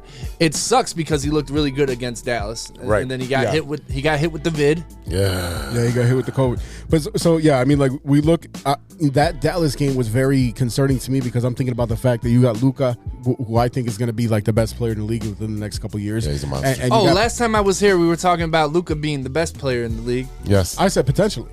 Who's the best player in the league this year? Oh, I don't know yet. I haven't watched enough. I haven't honestly. I have not watched enough NBA this season. I'll let you know. It's either I watched both games. It's either KD or it's Giannis. You take your pick. I mean, really? I think considering Easily. when you look at who won the championship last year, and I've been championing for him for the last couple of years. I mean, it's got to be that guy. Antetokounmpo. Yeah, Antetokounmpo. Yeah, sure. Why don't well, he worked on his mid-range game. Yeah, and he's showing it. Yeah, he's showing it. So now he can shoot from the outside, and they can, they got to defend that. Giannis has been in the gym. Yeah, but I mean, let's look at the teams that the Bulls played well against or won against. They played well against the Knicks. They didn't win that game. I mean, they had to come down to the last second shot. They had to fight back in that game. They did have to fight back. But, hey, they came back and they beat the Celtics, right? They beat the Nets. They beat the Mavericks. The Nets was huge. The one team, and because they played so well, they have the highest fourth quarter efficiency in the league, at least up to that point. But the one team that they could not get past in two meetings since they had the home and home was the Sixers, and that's their biggest problem, in my opinion. I thought that was weird. They just have a hard time. They're a little light. They're a little light On the interior. Yeah, there it is. On the there ass. it is. A little light on the ass. On the interior. They're a little light. There's no Larry Fitzgerald. On the posterior, yes. But yeah, so that's the thing is that So they're going to struggle. They're going to struggle. You're going to see when bigger they teams. play against Denver this Friday. Vooch is not. It's still he still struggles against the bigger guys too. Because even with Pat Will in there, they're just not as big as guys like Joel Embiid, and that's to me that's going to be their biggest problem on this West Coast trip. Because you look at guys like Anthony Davis, okay, struggled town. Your boy Joker. I mean, they have to play against much bigger players, but they can win. They can still win. They can win if they keep the tempo up, and if you got. But you also have, you know how they win those games, because you know what Zach's gonna do, and you know what DeRozan's gonna do. Who's your third scorer? Your boy Lonzo. So if he had a game like he had against the Mavericks, because he had a great game against the Mavs, he hit like 7 for 8, 7 for 10. Yeah, there you go, from 3. Yeah, and he played like crap against Golden State. So did DeMar DeRozan. So, but he's also chasing Steph the entire time. Right. You can't do that because you got to play both sides of the ball. Him and Caruso were chasing Steph, and Caruso's averaging 3 steals a game at this point. 2.5. So I mean, and that's the thing is that you look at Steph, who has not been Steph in the last couple years. Okay, he's coming back. It's his new season for him. He's back. He's back. And he is back. So Lonzo Ball definitely lost the battle of the light-skinned Warriors right there. You know what I mean? You're not, Steph had 40 against the Bulls. He put up 40. Jordan Poole had a nice game. I mean, the Warriors are a very good team, guys. Like, that's a title contender. The Warriors are not a big team. And they have Wiggins. Wiggins played very well. Right. That's what I'm saying. Like he just needed to change the scenery. Like they don't have Klay Thompson back yet. They might get him before Christmas, and they're going to get their big man. James they don't need him. Back. They don't need him yet. They're going to be incredible. Yeah, and that's the thing is that you look at that West Coast. I don't care if you like the NBA whatsoever. The West Coast is what you're looking at right now. Because on the East, who are your best teams? The Nets. Wizards. The Wizards. The Wizards. Bucks. The Bucks. Heat, yeah. Even though the Bucks, their record is not good right now. Their record is not good. But you're looking at the Heat right now. The Heat are always going to be a contender when you got a player like you got Kyle Lowry down there. You got Kyle Lowry. You got your boy Jimmy Butler over there. Miami Heat are one of the best teams in the East. Yes, 100%. But how is Washington 9-3? There you go. They're getting it done. With who? Kuzma's comfortable. Kuzma. Kuzma's over there. Montrezl Harrell. Yep. Oh wow. Very comfortable. Spencer Dinwiddie. People forget about Spencer Dinwiddie. We wanted him. Yeah. He's been a nice addition. Right. We had him. We chose Michael Carter Williams. We don't need to go back to that. That's a whole different tangent. Hey. Why bring it up shit? Why you bringing up old shit? Man Crush Don't Wednesday? be bringing up old shit. Yeah, Man Crush Wednesday. Like, why is he saying MCW? Definitely not. Ooh, but that's the thing is that you look at the East. It's early in the season. It is early, but look, who are the strongest teams? We got, you have your defending champs, right? Mm-hmm. Okay, but you have the Celtics who seem like they don't want to win any games. Okay, you have the Philadelphia 76ers with Joel Embiid healthy right now. The Cleveland Cavaliers are in fourth place, guys. You don't have Ben Simmons on the Sixers. Right. What's going to happen with him? He's going to be moved sooner than later. But where? To where? To where? Somewhere. There's no Serbia? Australia? Sure, that works. But that's the thing is that can they do that? He can't get your you're not going to get what Ben Simmons is worth. You're not going to get that whatsoever. And the thing is, and the Celtics aren't willing to trade Jaylen Brown. I think that would be But don't forget, very dumb. You have the Knicks, who've been playing very well with. The Bulls East. If we're going to be honest, with them, you look at that squad. Who's on that squad? It's all the Bulls, right? Yeah. Okay. And Julius the actual Randle. Bulls. Who's on the Bulls right now? And you know the reason, in my opinion, the reason why they're gelling so quickly is because you got players who can play at the same caliber as Zach LaVine. You look at DeMar DeRozan, you look at Lonzo Ball, and these are guys that kind of can play the same game, where they're very fluid with their movement, where they can all shoot, where they can all shoot from three, and they can all get to the rim. They can all play 1, 2, or 3 at any point. Correct. And that makes us flexible and dangerous. Now, our problem is going to be the 4 and the 5. We don't have any power forwards, and we got 2 centers, one of them's out. I'm actually 3 concerned centers, about Zach LaVine. And I think we were talking about this a little bit before the show. Zach LaVine, he's shooting 34% from the 3. That offhand, his left hand is heavily bandaged. Right. He's trying to dribble through traffic. He's losing the ball. He's turning over the ball quite a bit. And I don't think it's going to get better as the season goes on. When I say better, I don't think his thumb's going to get any better. Right. So maybe they want to wait till Vooch is back to put him on the injury reserve. But here's the difference compared to years past. They have other players who can actually score the basketball. Yeah. You don't have Kobe White playing the number one point guard, okay? You don't have to worry about the fact that Lauri Markkanen can't get out of his own way. Whatever reason. Who's playing well now. He's playing well in Cleveland, but he could not get out of his own way here in Chicago. He was either hurt or he just couldn't figure out. We're not talking about last year's Bulls when we're talking about Otto Porter just wasting money and wasting time and wasting space. He got hurt in the game, too. Yeah, he got hurt in the Bulls game. You know what I mean? He returned. I didn't even realize he was on the Warriors. Yeah, I know. He looks so much like Will Chamberlain. It's really hard it's scary. You mean Lionel? That's Lionel Richie. Hello, can you play for another But back team? to my point about Zach LaVine, and what was that point I was trying to make? With his thumb, you worried about With his thumb. Yeah, And where he puts it. I feel like he feels that he has to go and get his. You know what I'm saying? Like he's averaging around 25 points, a little over 25 points. Yeah, and it's like he has to get his. No, you don't. No, you have DeMar, you have Lonzo, you have people. But Vooch, that's you have people okay. on the bench who can put the ball. But he's so Io can put the ball. He's so used to having the weight on his shoulders. I need to do this, or we're gonna lose. Because here's the thing: his mid range looks good. Oh my God, amazing! If you're Him and DeMar, you're waiting their for mid-range. Otto Porter. Like I said, that's your other option. Okay, Otto Porter, Lauri Markkanen, Kobe White, who is basically just a light version of Zach LaVine, just not as good. Okay, Thad Young. I love him. Hey, hold up. We bring up Thad Young. I wouldn't loved mind him. seeing Thad Young back on this Where squad. is he? No. He's in San Antonio. And I don't think they use him very much. So if there's a way that Because they can bring Thad back, He was signing trade for DeRozan, right? He was part of that deal. Yeah. That's how that went. bring Thad back. He fit in perfectly on the You know squad. who I liked, who I really liked when we did see a little bit of him was Daniel Tice. I really like Daniel Tice. Yeah, but he was too You couldn't expensive. pay him. The Bulls I couldn't know, pay but him I'm just saying, 36 like mil. when you looked at the way that they he would tried, have been very good Yes. for the squad. the way that they tried to improve at the end of last year, I think gave you a good kind of preview of what we thought AK and Eversley was going to do coming up into this season. Acme, if you want to call him that. Yes, I like the aggressiveness of the front office now.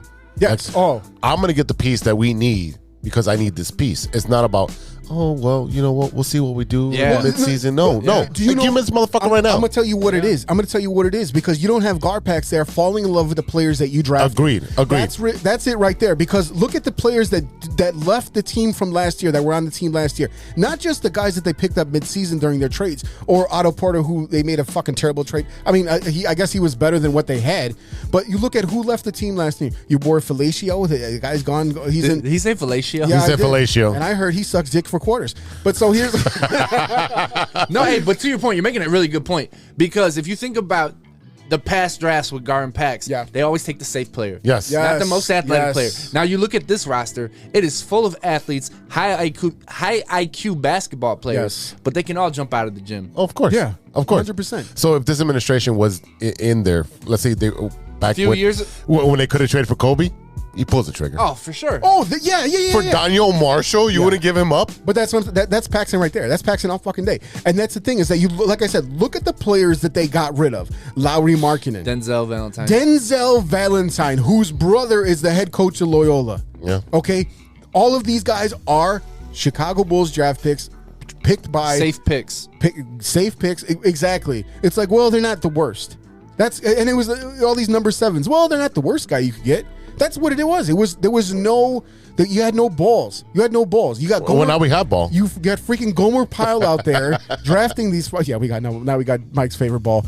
But you got Gomer Pyle out there drafting these fucking guys that like nobody cares about. Every player that they drafted was basically a bench player. Even Kobe White is a bench player. Speaking of players they drafted, I don't know if you guys saw. Even Butler was a bench player. Marko Simonovic has been brought back. Yeah, I did see that. I literally had my mouse right on it right now. He's been recalled from Windy City Bulls. Yeah.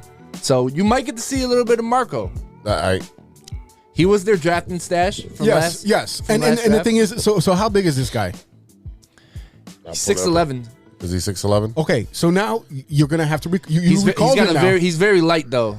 Hey, but here's the thing: how do you get this guy assimilated to the NBA game? You throw him in the fucking wolves with this West Coast trip because look at the teams you have to play. He is kind of light. Tonight with he's 220. He's holy light. Shit. Yeah. I weigh more than he does. So do you. I think he weighs and more. So do you. We all weigh more. We've covered that. I kept looking. I kept looking at each other like, yeah, we all weigh more than he does. Here's the problem though. I like the minutes that Alizé Johnson is giving them. Thug Passion. His nickname's Thug Passion. Yeah, because he reminds me of like 2002. So I don't know where you fit Marco in this lineup, where you're going to find him minutes, but you got to find minutes. You got to find ways to get him acclimated, as you were saying. Well, Stacey King refers to Alizé Johnson as like a Dennis Rodman type, which I'm totally for, because he gets there and he finds a way, and he'll sit there and keep tipping the ball until he gets the board. And that's one of the biggest things, is that when you have a smaller team, it's really important to find a way to get these rebounds. Right. Okay? But your guards have to step up as well.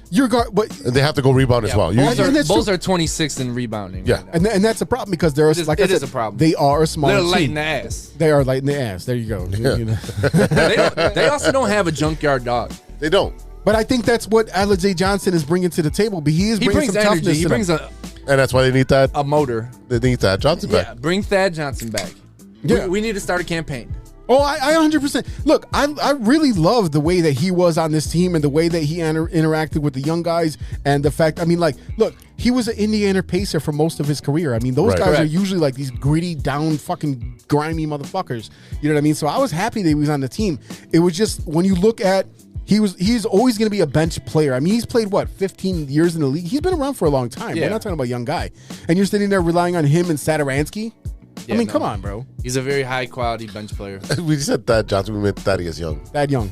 We said Thad Johnson. It's Alizé Johnson. We just started mixing it up here. All right, so let's take a look at this West Coast trip. Like, okay, everyone knows we record on Sunday, so tonight they got to take on the Clippers. What is that, a win or a loss, bro? I think it's a winnable game. I think it's very winnable. Very winnable game, yeah.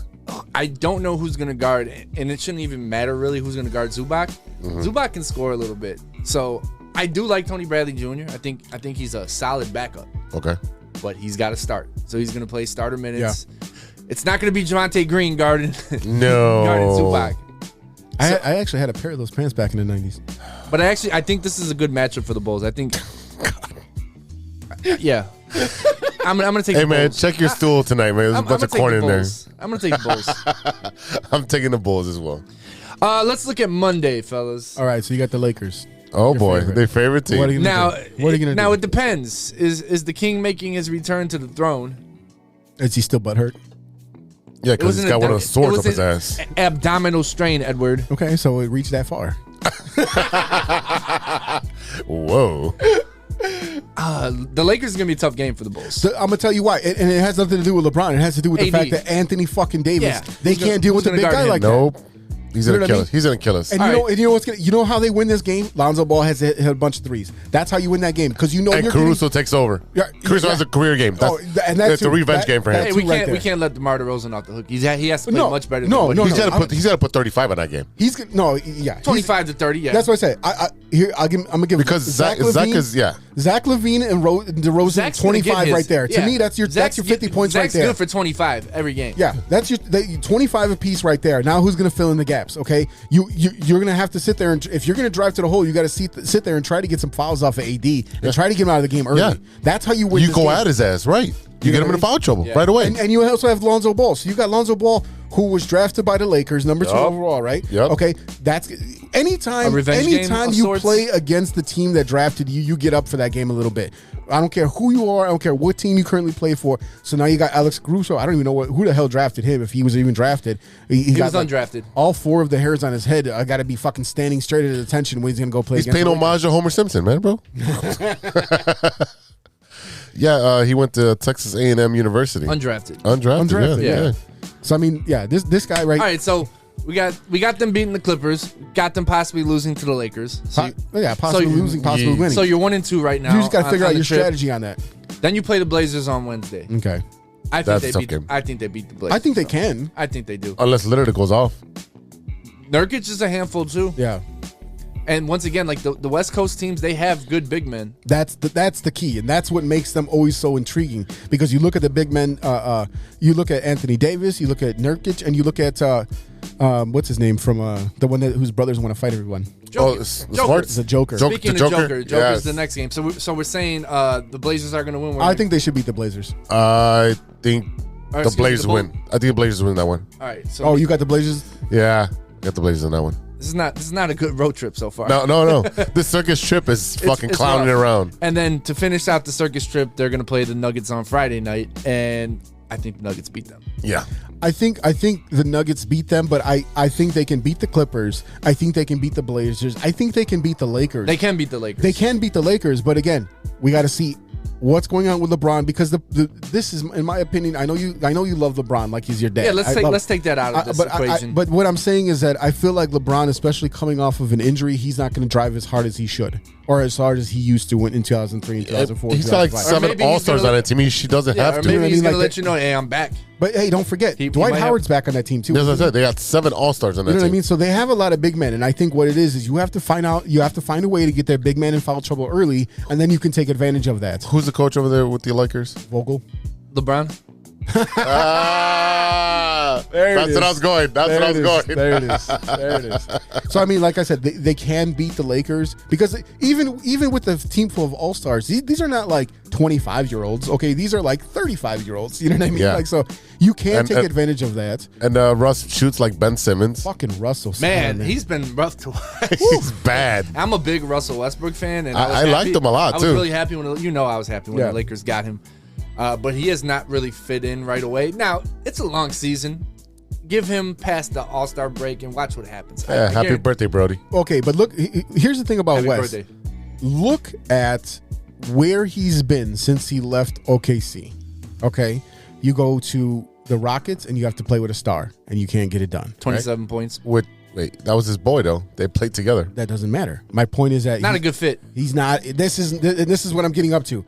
So he goes and plays with Harden on the Rockets, and what happens? Not a good fit. They all shit the bed. Yeah. Okay, so he goes and plays in Washington with Bradley Beal. Yeah. And he shit the bed. Then he goes and played. What did he play on the Nets? No, Lakers. No, Lakers. No. He played somewhere else, didn't he? No. He came from. Oh, I'm thinking about Harden going to the Nets. Yeah. Okay, this is my whole point. You're getting your ball hogs mixed up. Right. This is my whole point. I say your ball dominant guards. That's what I meant. I feel like he cannot thrive if he's on a team with a bunch of other scorers. If he's not the main focus, he needs the ball in his hands, and that's it. And that's the only way he's Same effective. thing with Chris Paul. Chris Paul is another example of someone who needs the ball in their hands. But Chris Paul is a much better. He's a facilitator. Ball in your hands. Okay, yes. So you can facilitate. Right. If you're putting Chris Paul in the corner like the Rockets tried to. Oh no, it's not going to work. No. It did not work. No, not at all. No, and he thrives in Phoenix because he has all these young, talented wings to toss the ball. Let me just bring up the ball and fucking throw it at you. Yeah, exactly. Right. So, Westbrook's taking a little bit of that load off LeBron's back. Yeah, but again, like I said, you guys let me get away with that one. Yeah, whatever. How did that load get there? I'm just letting that ball roll. Superman. Okay. So now let's go back to the Bulls and we look at we know how they can beat those teams. Right, we know what they have to do to beat those teams. We have to get their big men in foul trouble, get them out of the game, and hit your threes. That's how you beat those teams with these big men. And Jokic is going to get his. Yeah, and that's the thing. AD is going to get his. Yeah, it's the Jordan rule. Let them score and shut down everybody else. But you can't have an offensive output like you have versus the Golden State Warriors. But that's the thing that's what I'm saying is that if you drive to the basket and you get these big guys in trouble. Then you force the other players to have to beat you, right? And you have to find what the main goal of this, because you're a smaller team and you thrive on being a smaller team and a quicker team and a faster team.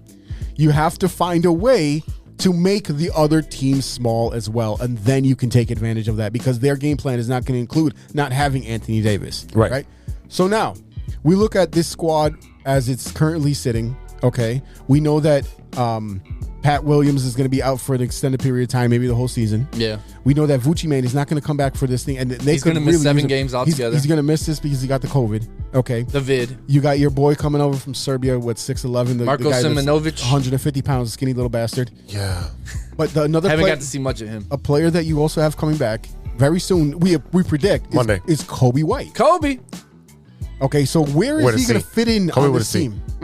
I'll tell you right away where he's going to fit in is that offensive spark plug that the bench needs, because they don't have it. Like, Ayo's very good. Ayo's a very good two-way player, but he's not the volume scorer that Kobe White is. All right? I know everybody's been impressed with Ayo. I've been extremely impressed with Ayo.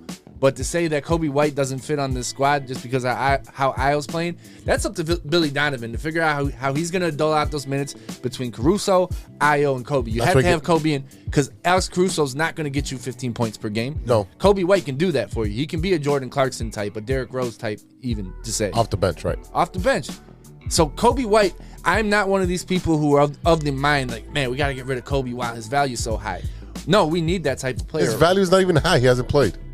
Yeah. He's young though. He's young, and people know that he was averaging 16 points last season. This is his only third. This is just his third season. Still extremely young. He came out after his freshman year, into the draft. So, he's got a long career ahead of him. He was too small coming out of the draft as it was. You know what I mean? Like 6'5", and the heaviest thing about him was his hair. You know what I mean? Like, we need to get that guy some rice and beans or something. Well, he cut his hair. He cut his hair. He did cut. Well, yeah. Did he cut it for real this time? Yeah. Remember It last was year? very short. That was funny as hell. That was funny. It's very short, but yeah, I'm very excited to see Kobe White blend in with this squad, and I know he's just gonna give the Bulls that punch that they need off the bench. You know, the thing with him is that he has a very weird shot, but he can shoot the ball, and he's really good at driving, but then hitting that floater. That's his very Derrick Rose. Yeah. He got that shot off the playground. It looks like. Oh, 100%. It's not like he was in a gym with a coach, shooting coach. No. He's just used to trying to shoot over guys that are bigger than him. But he can be very effective scoring the basketball. He can be effective scoring the ball off the bench because, like I said before, when you look at his actual game, the way that he moves his body, he did remind me quite a bit of Zach LaVine, and that was my big problem with them two playing at the same time, is that you can't have two of that exact same guy. Because he's not skilled enough. He's not efficient enough. DeRozan is efficient enough, but DeRozan can also get to the rim. That's the big difference between a guy like Kobe White and a guy like DeMar DeRozan and Kobe Zach White's LaVine. not really Kobe White can't get to the rim correct. that same way. And DeRozan, anywhere about 10 feet out, it's automatic. Yeah. But you have to play Caruso. You have to play him. You paid him almost $40 million. Because he's another guy that can sit there when you're sitting there 8 minutes into the first and you start doing your switches and he comes into the game. He's another guy that can start causing these fouls that you're going to get your big man out of the game. You know what I mean? Io, in my opinion, he has earned his minutes. He definitely deserves. He's a first round pick that got drafted way too late. Yeah, and good for the Bulls. Good for the Bulls. Thank God. Good for Acme. Yes, because this is not a pick that would. No, absolutely not. No. This is not a. He doesn't scream Garpax. Who drafted Rose? That's still under Krause. Yeah, that was Garpax. That was still Garpax. Yeah, 100%. They fell into that. Yeah, and how once you get there, first of all, I mean, Rose is better than Beasley anyway. I mean, especially at the time when you had almost every team had a very, very good point guard at the time. Everybody was like Beasley. I'm like, no. Is that a factor in opinion? That was perfect right there. That was perfect for all of our regular listeners out there. That was just for you. But listen, at the time, Derrick Rose, I'm looking at his picture right there behind you. He fell into the lap, and there's no way they could not draft the Chicago kid. They would have burned this shit down like it was fucking the '96 playoffs. I mean, get the fuck out of here. There was no way. I think it was close though, because Beasley was an incredible college player at Kansas State. Yeah, but he wasn't what they needed. That was the thing, is that they needed a different player. What is going on with Jordan's number 2? And I'm going to call him a number 2 because, number 1, he's acting like a shithead. Number 2, because he was Jordan's number 2. His Robin. He's acting like number 2. You're right. The original Batman and Robin when it comes to people making those analogies, I think. Yeah, he's always been the Robin. I mean, let's not make anything out of it. Did he step up when Jordan left? Yeah, but was he dominant? No. I mean, kind of. Did he win an MVP? Nope. Hell no. He was in the running, though. Okay. He was in the running. Did he win an MVP? Nope. Did he win a championship? Nope. Not without Jordan? That's what I'm saying. That's what we're talking about. And he got mad because he didn't get the play called for him, and Tony Kukoc took the shot. And that's my problem when people are like, yeah, Scottie Pippen was a better teammate. I don't ever remember Michael Jordan throwing a shit fit when he didn't get the ball in the final seconds. That's because that would never happen. That would never happen, right? Jordan. But still, Tony Kukoc is a better shooter than Scottie Pippen. Yeah. And there's nobody you trust more with the ball in their hands than Michael Jordan. Look, Scottie Pippen just came out and said that the flu game was not impressive. Because he's like, you never heard of the herniated disc game? I had a herniated disc for like 3 seasons. You also had the migraine game where you're acting like a little bitch. 8 points. How do we defend What is this name? We of the, don't defend what is the Scotty. name No, of the you booze? What is the name of the booze that he made? Digits. Okay, well, how many digits did he stick up his ass before he decided to make this fucking book? Because I think what he did is he did all that, and then he took his fingers and just typed all over the keyboard. He's like, whatever shit comes out, comes out. I think his wife has put his digits up his ass because she likes to fuck everything. Whoa! Wow. No, Scottie Pippen he's tripping, for lack of a better word. Trippin Pippen? Trippin Pippen. Trippin Pippen. Yes, Trippin Pippen instead of no Tippin Pippen. Yeah, he's out of his fucking. First of all, he looks like Joe Boo from Major League. If that's what drinking digits will do to you. Didn't I just say I wanted a bottle for the studio too? That's maybe not. I was serious. No digits, no thank you. I was serious about buying a bottle yesterday when I saw it at Jewel. But I don't know what he's talking about when he says he's just as good as player as Michael Jordan was. The fuck you are. The fuck you are. That's the soundbite that you need. Right, I need the Jason Bateman. The fuck you are. Look, you know, just like Sam Smith when he wrote the Jordan Rules, that you might say, Oh boy! Wow! Look at that! Look at that! Wow, that was awesome. That's a callback. That was a callback. Yeah. That's a comedy technique. Right Yeah, it there, is. But just like that, a lot of times when you are trying to promote a book or a movie, you'll say whatever you can to get Controversial attention. shit sells. As long as you're in the news, good news is any news is good news. All news, you know what I mean? Like, especially. And shit we're like talking that. about it now, so obviously, like his technique is working. Yeah, it is. Just saying the most erroneous, heinous shit that he could think of. Nobody but you, Scotty, believes that you were just as good a player as Michael Jordan was. Nobody. No one in your family. No one that you associate with. Nobody. Wasn't Scotty the one that picked up his foot wearing a Jordan shoe, With the calling for Jordan Jordan? logo. Come back. Come back. Yeah, points. Baby, come back. Come back to me. Oh man! So look, I don't know. Is this all a marketing ploy or? Definitely. But it's been like this for a couple years now. We've been seeing ever since The Last Dance came out. Right when we started the show, we started seeing Pippen talk more and more and more shit about Jordan. Talk about how we're not really friends. We just did it for the camera. When you would sit there courtside with him with Jordan, this big bootleg. Was he in The Last Dance or not? The whole time. Okay. Then you're The whole friends. time. Because if you weren't I rest friends, my case. Just like Luke Longley was not in there because they're not friends. Yep. So you got into the documentary because you're friends. So shut the fuck up. You at the very least you have enough of Jordan's respect to be a part of the show. Your episode 2. The whole episode 2 is all about Scottie Pippen. Jordan said multiple times that he was not winning without Pippen. Yeah. He said it because when did they start winning championships? When they got Pippen. When they got Pippen and they had a Horace cast, Grant. Horace Grant. Yes. They had a cast of characters. Yeah, B.J. enough Armstrong. players around them. Craig Hodges. Yeah, you know what I mean? Craig Hodges and his fucking dashiki and all that shit, up there shooting threes and winning 3-point contests. Yeah, Pax, BJ. Yeah, we know the squad. While we're talking about Scottie Pippen tripping. Oh boy. Uh-oh. Why was Scottie Pippen not introducing Tony Kukoc during Tony Kukoc enshrinement night at the UC? Why is Artis fucking Gilmore introducing someone he never played with? Because Pippen had 4 digits up his ass. Jesus. That probably pissed me off more than anything that he said about Michael Jordan, because no one believes any of that crap anyways. No. But what bothered me is because Scotty should have been the one. Is there any relationship between Tony Kukoc and Artis Gilmore? None, other than they played for the Chicago Bulls. You know what I mean? Not in the same era either. It doesn't, because here's the thing. When we saw Joakim Noah Night at the UC. That'd be like Bob Love introducing Joakim Noah. Yeah. It doesn't make sense. Joakim would appreciate it. Right.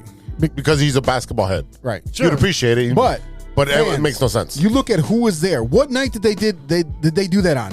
They did it when the Knicks were in town. Oh, it was right. When you had beautifully Thibodeau, orchestrated. You had when Thibodeau, you had Derrick Rose, and you had Taj Gibson. Mm-hmm. You had all of the players. Did we say Tom Thibodeau? Yeah, we said Tom Thibodeau. Tibbs. Look, you had Ronnie Brewer up there. I seen Ronnie Brewer. I seen Kirk. I seen everybody. Brad Miller. Brad Miller was there. Bro, Brad Miller. Wow. Bro. Wow. I'm pretty sure that he's the dude now. That's the dude. That's the dude. That's the dude. He's always been that dude. He's Don. Who was the longtime coach of the Mavs? Don Nelson. Don Nelson. I'm pretty sure Don Nelson and Brad Miller been hanging out because Don Nelson is a big fucking time pothead guy now. Yeah. Like where he grows his own weed. He's got the long hair and all that shit. So I mean, look, I'm pretty sure they're hanging out together, and I'm pretty sure that's why Joakim's so chill.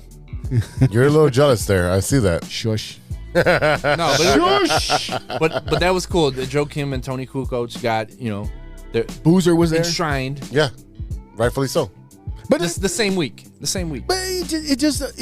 But it annoys me that Scotty was not there. And I agree. introducing And I agree. And Tony I Kukoc. the whole thing is fucking weird. I mean, I feel like Scotty is why you're doing this 25 years later or whatever. He's doing whatever he can to disassociate himself from the other teammates on that team. It's so weird. Because his wife took all his fucking money. But she's gone.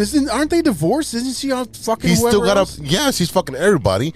And he's paying for it. Oof. Yeah, Malik Beasley. That's a rough life. That's a rough life. Future. That's like Delonte West and was it? Yeah, LeBron's mom. And then he started doing. All right, I drugs feel and came bad back. for Scotty in that sense. But it doesn't give him the right to be an asshole. No, To be not an at all. asshat. Yeah. To think that you are just as good as a player. I can't even say it anymore. You're not on the Mount Rushmore of There's NBA at least players. 10 to 15 players of that era that are ahead of Scotty. So now, Scottie Pippen was included when they did the first list. Yes. 75? Well, wasn't it 50? Wasn't he? Yeah, he was. That's top 50. He's a top 50 of that era, yeah. No, total. Like NBA history. Yeah, he's a top 50 player. Is he still top 50 NBA history? Right Yeah. now. Right yeah. now. Yeah. Absolutely. He changed the game by becoming a player that was diverse and playing the 1, 2, 3, or 4. He's a point forward. Some people say he's the best small forward of all time. Okay. I don't agree with those people. Who you have above him? Of course, he has LeBron. Well, we can't fucking hear you pointing at him. He knows. Fuck is wrong with you? We're not on TV. You can put Larry Bird ahead of him. I mean, there's plenty of small forwards you can put ahead of Scotty. But that's what I'm saying. I'm asking for your opinion. Yeah, LeBron, Larry Bird. There's two. That's it. I would take Bird. I think. I would take Bird. Bird's a better shooter. But he did revolutionize the position. Yes. Let's be honest about that. Yeah. He did revolutionize the position. Before Pippen, there wasn't a lot of forwards bringing up the ball. And the thing is, too, is that when you look at that era versus what we have now, you see a lot of big men that can actually handle the ball. They're not just, yeah, exactly. That's exactly my point right there. KD. But they're not just these big sluggish monsters in the middle just sitting there fucking looking like they're wading through the fucking candy like Wreck-It Ralph. And you know what I mean? Like, that's Keith Tractor Trailer. Yeah. That fucking guy. Jesus Christ. Yeah. That name was appropriate. Yeah, it was. But yeah, I mean, like, I don't know. Pippen's tripping. I don't know what he's doing, but drinking a lot of digits. He's doing something. He is doing something. Makes me wonder what that whiskey tastes like. I don't know, man. Probably as good as Michael Jordan's tequila. Ooh. I was gonna have some of that for my birthday. Isn't that good? No, Should it's not good. No, don't waste the money. I think we just. Well, I mean, I think we just need the bottles to have in the studio. If it gets donated, yes. So should I stick with Casamigos for my birthday? Yes. Damn, I was really looking for it. Hey, because I can't find the logo. Yeah, you know what? Is that LeBron's I literally would go with Don Julio 70. Okay. Oof. I know I'm talking That's to amazing. tequila connoisseurs right now. Yeah. So Oh yeah. I'm looking to get a nice tequila bottle for my birthday, fellas. Look, that's coming up soon, right? Yeah. The 25th. Wow. Thanksgiving. Little self promotion there. Hey, but listen, when I was in Milwaukee, I had some of that Don Julio Añejo. Oh yes. Smooth. With the Eñe on top. Eñe, yeah. Very smooth, tasty. Oh yeah, man. Oh my god, I love it. Yeah, dude. And that was the thing, is that like I feel like tequilas are so weird because you actually get some that are kind of like you get that more of an alcohol taste. You know what I mean? Like that we're like, oh, that's garbage. Some of them are kind of spicy almost. You know what I mean? Like you get it like I think of tequila now. Like I never drank tequila when I was younger, but now I think it's like, oh, it's just spicy juice. Oh, I know what I want to ask you guys. Yeah. The Rock has a tequila. I had it. Terramana, I think. That's Terramana. Yeah, we had. It's good. That's really good. It's very good. For $25, yeah, it's a fucking amazing. Maybe I should get that for my birthday. I don't need to go. Well, I don't need to split. Maybe we'll get him one for his birthday. You guys don't have to give me. It sounds like that's what he's asking for. That's what he's asking for. No. It's on his Amazon wish list. That's not my plot. I'm just trying to get a good tequila, something that I'm gonna enjoy. All right. Well, I'm gonna do this for you. I'm gonna slam dunk some tequila for you. We'll go and drink. I've been hooking you up with the CC, right? You know, the CC hidden, man. The CC is that hidden gem. People sleep on the CC. That's because we're old and we know what good liquor is. Yeah, and it's cheap. It's cheap. Yes, you get a whole gallon of fucking CC for $17. Like, for like $7.49 on sale during the holidays. Oh shit! All right, y'all. Let's take a quick break and we'll be right back with Stirring the Pot after a word from our sponsors. Ready to do this? Yes, I am. All right, 2, 3, 4. Basketball, gimme the ball because I'm gonna dunk it. Basketball, gimme the ball because I'm gonna dunk it. We all know that 2020 was no joke, and with an ever-changing world climate, many people are looking for a new opportunity.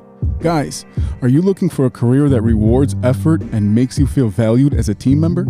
Let me tell you a little about our friends at ACSI. ACSI is a certified RCN business agent.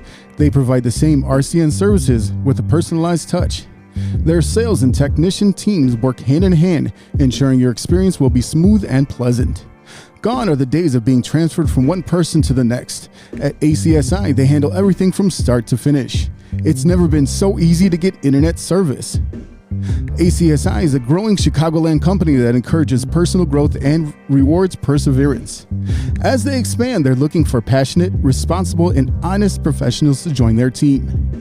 A career with ACSI means you will be part of a hardworking, flexible, and dynamic team that is a leader in the installation of cable and internet services in the Chicagoland area. Best of all, ACSI was awarded Hacia's 2020 Contractor of the Year Award. Are you ready to grow with a local Chicago company on the rise? Check out acsi.tech and click on careers to get started. That's acsi.tech and click on careers. Hey, true Chicago sports fans, show off your Chicago pride with some fresh clothes from Grit Clothing Company. At Grit Clothing, they create that simple yet classic style that represents that Chicago Southside lifestyle. From t-shirts to hoodies, hats to glassware, they've got you covered.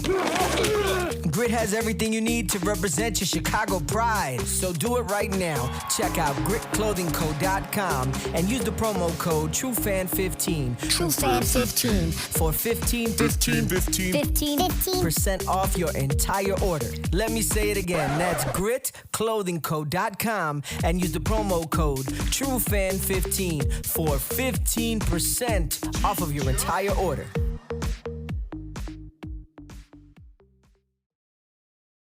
Welcome back to the True Chicago Sports Fan Podcast with E-Rock and Big Z. Yeah. It's that time again. Uh-oh. Oh, you know what time it is. Oh, boy. It's time for Stirring the Pot. All right, brother, what do you got for us this week? I got something special for y'all. Oh, I actually got a twofer. This is what they call in the industry a twofer. So you got 2 digits? I got 2 for 2 digits. Yes. Yes. No knuckles. No knuckles. Whoa. All right. Number 1. Oh, boy.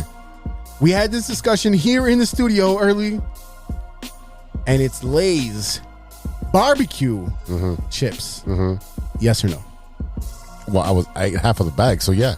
No, that bag is 3/4 finished. I mean, it's not my favorite, but if it's there, yeah, I'm eating it. I never, ever. I just First of all, they were in your building here, sir. Oh yeah, on top of that, you saw me when we came to. It was the on studio. top of the fridge. I wouldn't grab them on the way because if they were just regular plain Lay's, I would have ate the whole bag already. I don't like. I like plain Lay's. I think those are the best flavor. I think even like potato or fries. That's what, you see that you get gas when you eat all the barbecue chips. I like regular plain Lay's. I like French fries without ketchup because ketchup is disgusting.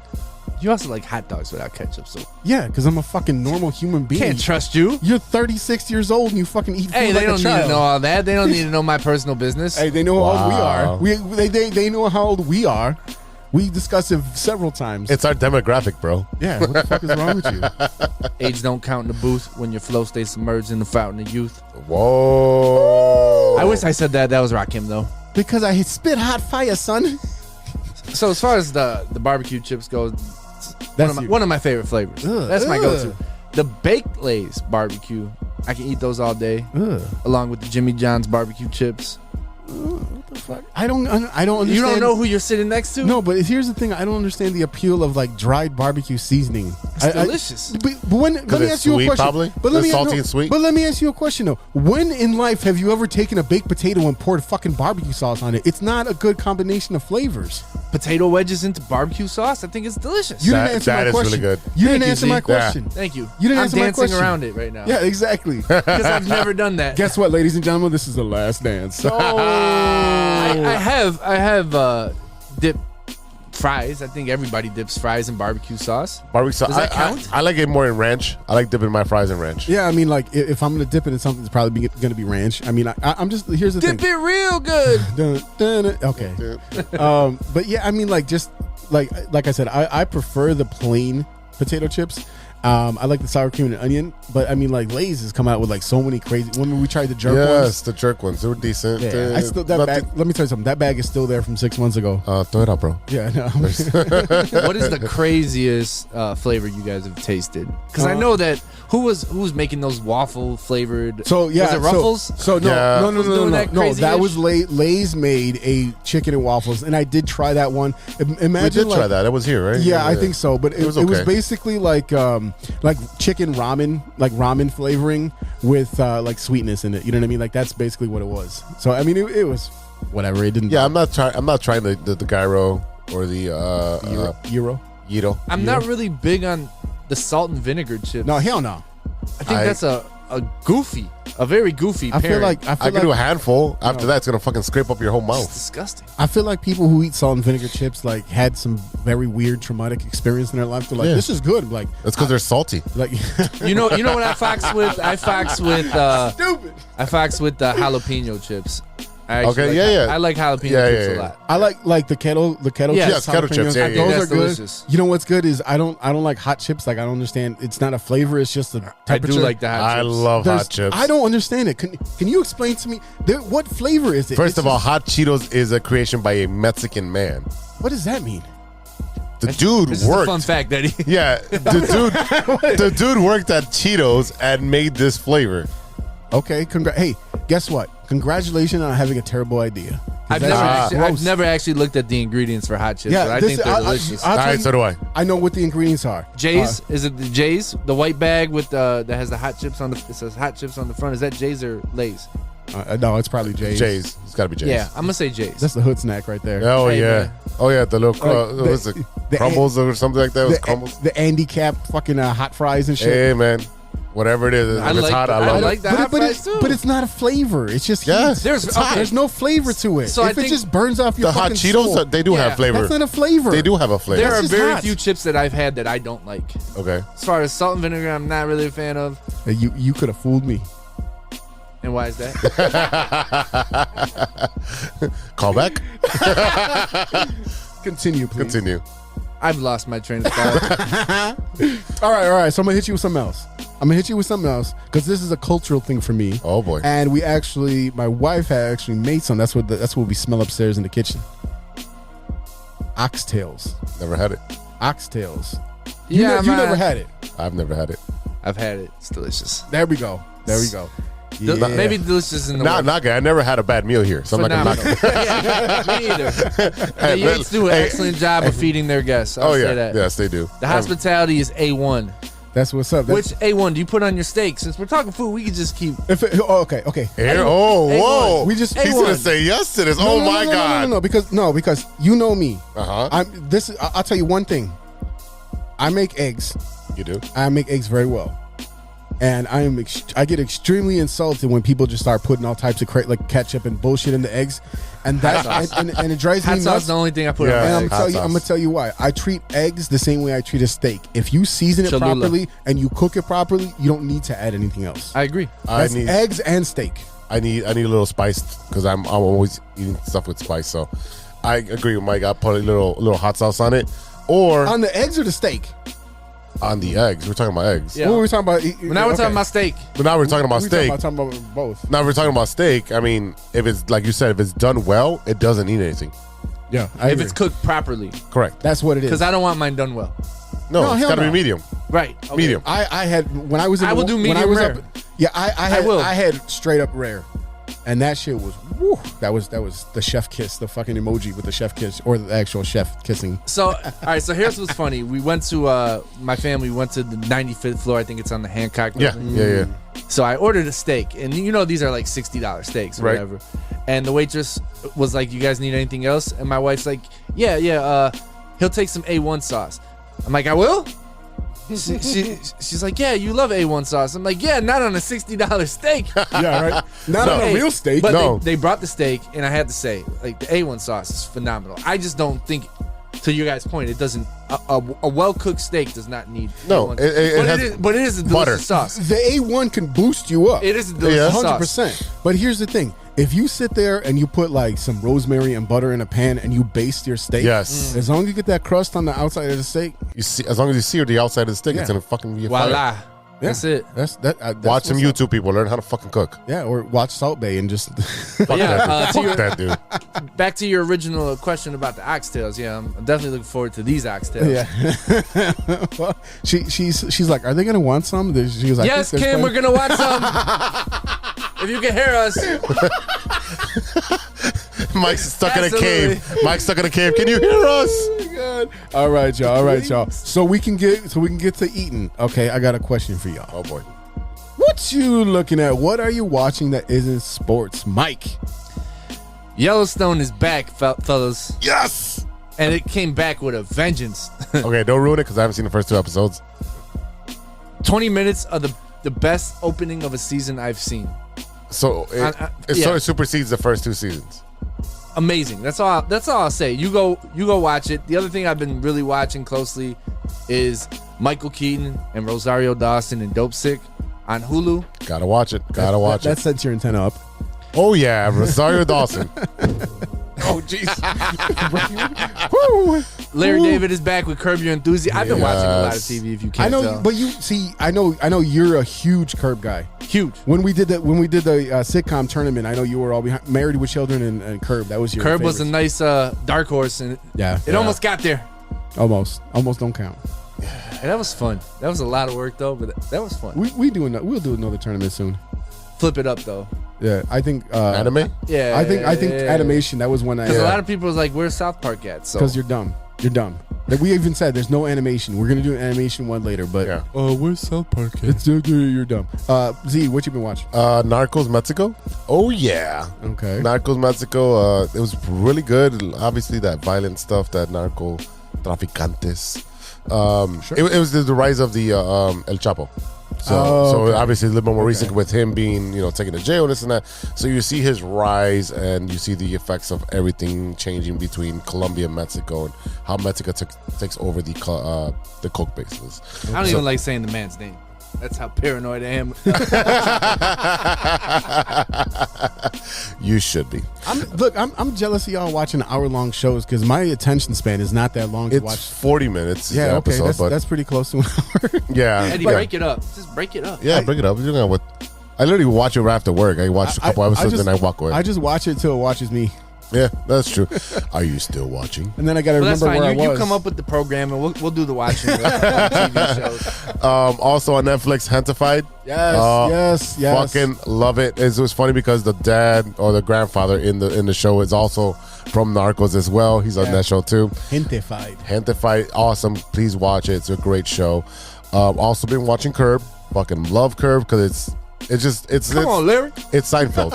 It's literally Seinfeld all over again, but with black people. We just had I don't understand why people say they don't like Leon's character. I think I love it. He has given the show extra life throughout the past couple. It's a change of pace. the fact that they wedged him in there and he's like, okay, I'm part of the show now. That's exactly how he came into the series and as the character. Yo, okay, I'm part of the show now. Like that was perfect. Fuck that shit, Larry. Anything Leon says, JB Smooth says. Oh my god! he's great. When they walk into the glass Yeah, last episode, yeah. when Mary. Larry walks into the glass, and they're giving him shit. They're like, oh, you got Alzheimer's and you're getting old. Yeah. And then who walks into the glass at the end of the episode? His Leon's girl. So he cuts her ass off. So look, Hey, but there's a bigger joke that you got to watch that. Yeah, you gotta watch. I don't want to ruin it for everybody. Because it builds up another joke. Yeah. I had a discussion the other day with someone about Seinfeld, and they're like, I don't find it funny. Nothing relates to me. And I'm like, okay, you've never lost your car in a parking lot or like fought over a parking spot or like had to wait too long at a diner or anything like that. And they're Right. like, yes, but not in the same way. Like, yeah, that's not the point. There it's is like no it's how they relate. It's how they react. You just did it. Hey, not the same way. No. And the Maria Estrada character is when she gave them the headshot, she's like, yeah, I got a headshot. And Yes. you see her working the stove. I was dying. When I saw it. Watch Curb Your Enthusiasm. Curb will change your life. Last thing I'm watching is Finch. I watched Finch. That's a Tom Hanks movie. I've been wanting to get to that. It's with the robot, and he's an engineer, and solar flare hits the Earth and whatever. It scorches a shitload of shit. So you can't be out in the sun, or because there's no ozone anymore. So was that on Apple TV? That is on Apple TV. Do they have a deal with Tom Hanks because his last movie was he did the submarine movie, right? Yeah, when he was on. Yeah. That was on Apple TV. So I'm thinking they have some kind. He of probably has relationship. a couple of picture deals or whatever. But so I am not an Apple guy, but. We do have Apple TV. We do have Apple TV, and I've actually been watching this show. I only watched a couple episodes. It's called The Shrink Next Door, and it has Paul Rudd and the recently crowned sexiest man alive. Yeah, Paul Rudd and Will Ferrell. Yes. And it's actually set in the early 80s. Paul Rudd plays a therapist. Will Ferrell plays a guy that owns a garment shop or like a, you know what I mean? And he goes to Paul Rudd for therapy, and obviously something goes wrong between them. I haven't gotten that far into it. And this is a series. Oh, yeah. It's a series. Will Ferrell's in this series? Yes. I mean, I was sold with Paul Rudd, but Will Ferrell's cherry on top. I'm definitely going to watch this. 100%. Yeah, all on board. Also, I've been watching Gente Fight. I watched the first season. I'm very excited to see how these characters develop. You might cry. You might cry, bro. Well, the thing is I'm about halfway in, but I mean, also, like, with the whole cooking thing and all that stuff, there's certain subjects that really grab me, and that's one of those things, the food truck, the cooking, the family aspect. That grabs me, too. Yeah, I'm sure it does. All 4 digits. Hey! The other show that came back on Netflix was Big Mouth. Big Mouth new season is out, and if you have not seen this show, that's pretty damn fun. I will not say anything else about it. Just get your ass in gear, get over to Netflix, put in your cousin's password and watch the damn show, because we know you ain't paying for the shit. And finally, the show that I've been watching on Netflix that I did not know existed, it looks like this is the first season, is a show called Swap Shop. And basically, this is a show all about people that there is a radio show that comes on, I want to say every day in somewhere in eastern Tennessee or Kentucky, one of these redneck states. But anyway, basically it's a radio show where they talk about, like, someone has a barn that needs to be picked, or so on and so forth. Someone has a basement or an attic, and you go pick out your shit. So it's basically people that have antique stores, thrift stores, people that sell things at auction, and they go and they pick in there, and that's right up my alley because I am definitely a picker. I'll pick in the garbage. I'll pick in there. Yeah. Every square inch of my place is full, but I only buy. You dummy! Oh man! But anyway, Sanford and Son. The older crowd will get that one. Yeah, it's going in post. I'll fix it in post. Hey, that was in the sitcom tournament too. How about that? Yes, it was. Red Classic. Fox, baby. But yeah, I mean, like, right up my alley. I mean, like, just trying to find some of the cool shit. And here's the thing: it's not just like American Pickers, where it's like quote unquote rusty gold. This is hats. This is old toys. I swear to God, this one dude had a room all 80s toys. It was all the He-Man and all the G.I. Joes. And I mean, it was immaculately displayed. Like, it was really, I've never seen anyone actually set up their display this way. And he was selling like a video game or something like that. You creamed your pants, didn't you? No, I'm not one. Number 2. One other thing that this guy had, some guy's like father-in-law had this amazing comic collection, and these 2 comic book dealers, our age nerds, 2 comic book dealers go in there, and when you see their reaction to, I mean, like, we're talking about immaculate books, and I mean, and I have like a little crate of comic books. But this was ridiculous. So any of you nerd types out there, Juan, we're talking to you. This is right up your alley. And like I said, hey, could that be any more subtle, Juan? No. Hey, I told you the gaming gaming classic up in Milwaukee, that right up his alley. I mean, just because, like, I'm a collector, like, of certain things. I actually picked up the NES pinball cartridge just to have at work, to have on my desk. Yeah. I thought that was That's cool. Pretty cool. That was pretty dope, right? But I mean, like, Juan is like a serious collector. Like, I'm like, yeah, it's broken, still put it on the shelf. Juan's like, no, this is immaculate. I love it, and he takes care of his shit way better than I do. So that's what I mean, is like, this is right up his alley, taking care of the shit. But yeah, I mean, like, that's the kind of shit I've been watching. So all you comic book and toy nerds, check that shit out. And this one dude found a full box of 90s starter Raider hats. Brand new snapbacks. Like, you wouldn't talk about cream in your pants. Treasure trove. There you go right there. Hat guys. Yeah. Okay. Hats, sneakers, and toys. Raiders. Yeah. The that's Raiders. No, I love the black and silver. Their logo was awesome. Oh, the fucking with Ice Cube and shit. Yeah, man. That. Ooh, You know, I did watch something else. Did you guys watch You? No, I've never seen I've them. seen I it. watched it with my significant other. Yeah. It got really stupid in season, but it's so entertaining. You can't turn it off. You've committed. It's one of those shows. I got through like the first season, and then I tried to watch the second season, and it just lost me. Like, I just wasn't. It's very ridiculous. I wasn't that invested in it. Oh, and Dexter's back. That's the other thing I mentioned. Yeah, and the thing is, I when I had Showtime, like limited time, when they give you it for free, and I would watch random episodes. So I saw John Lithgow, and I'm like, oh shit, John Lithgow's in it, and I'm like, oh, this is the season finale where he's a killer. I just ruined the entire show for myself. Hey, John Lithgow, right? That's how you say it? Yeah, Lithgow, whatever. Lithgow, however the hell you say it. Yeah.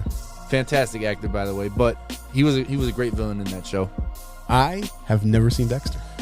I've only seen like a couple episodes just Yeah. because of that, and they ruined it for me. Like, I'm like, oh. It got a little iffy in the middle seasons. Yeah. But it picked up, finished strong. Now Dexter New Blood is here. So I mean, I would say if you're gonna check out Dexter, start at the beginning. That's usually how shows work, Mike. Yeah. I started watching Better Call Saul, I started watching Game of and Thrones. I've never in the middle. seen Breaking Bad. And had no idea what the fuck was going on. No, but I saw fucking titties and blood, and I was all in. The first four Titties seasons, and blood. the first four seasons are all titties and blood. Yeah. And then it just gets stupid. All right, before we get out of here, Mike, tell us about your upcoming album, your project, and what you got going on. Yeah, so for all those listening, I am a hip hop artist. I go by the name of MIC Logik, MIC Logik. You can follow me on Instagram. I got a new album coming out. It's called As I Was Saying. It drops Black Friday, November 26th. It's going to be on mikelogic.bandcamp.com, and it's also going to be available for streaming everywhere. So please tell your friends, tell your family, listen to As I Was Saying.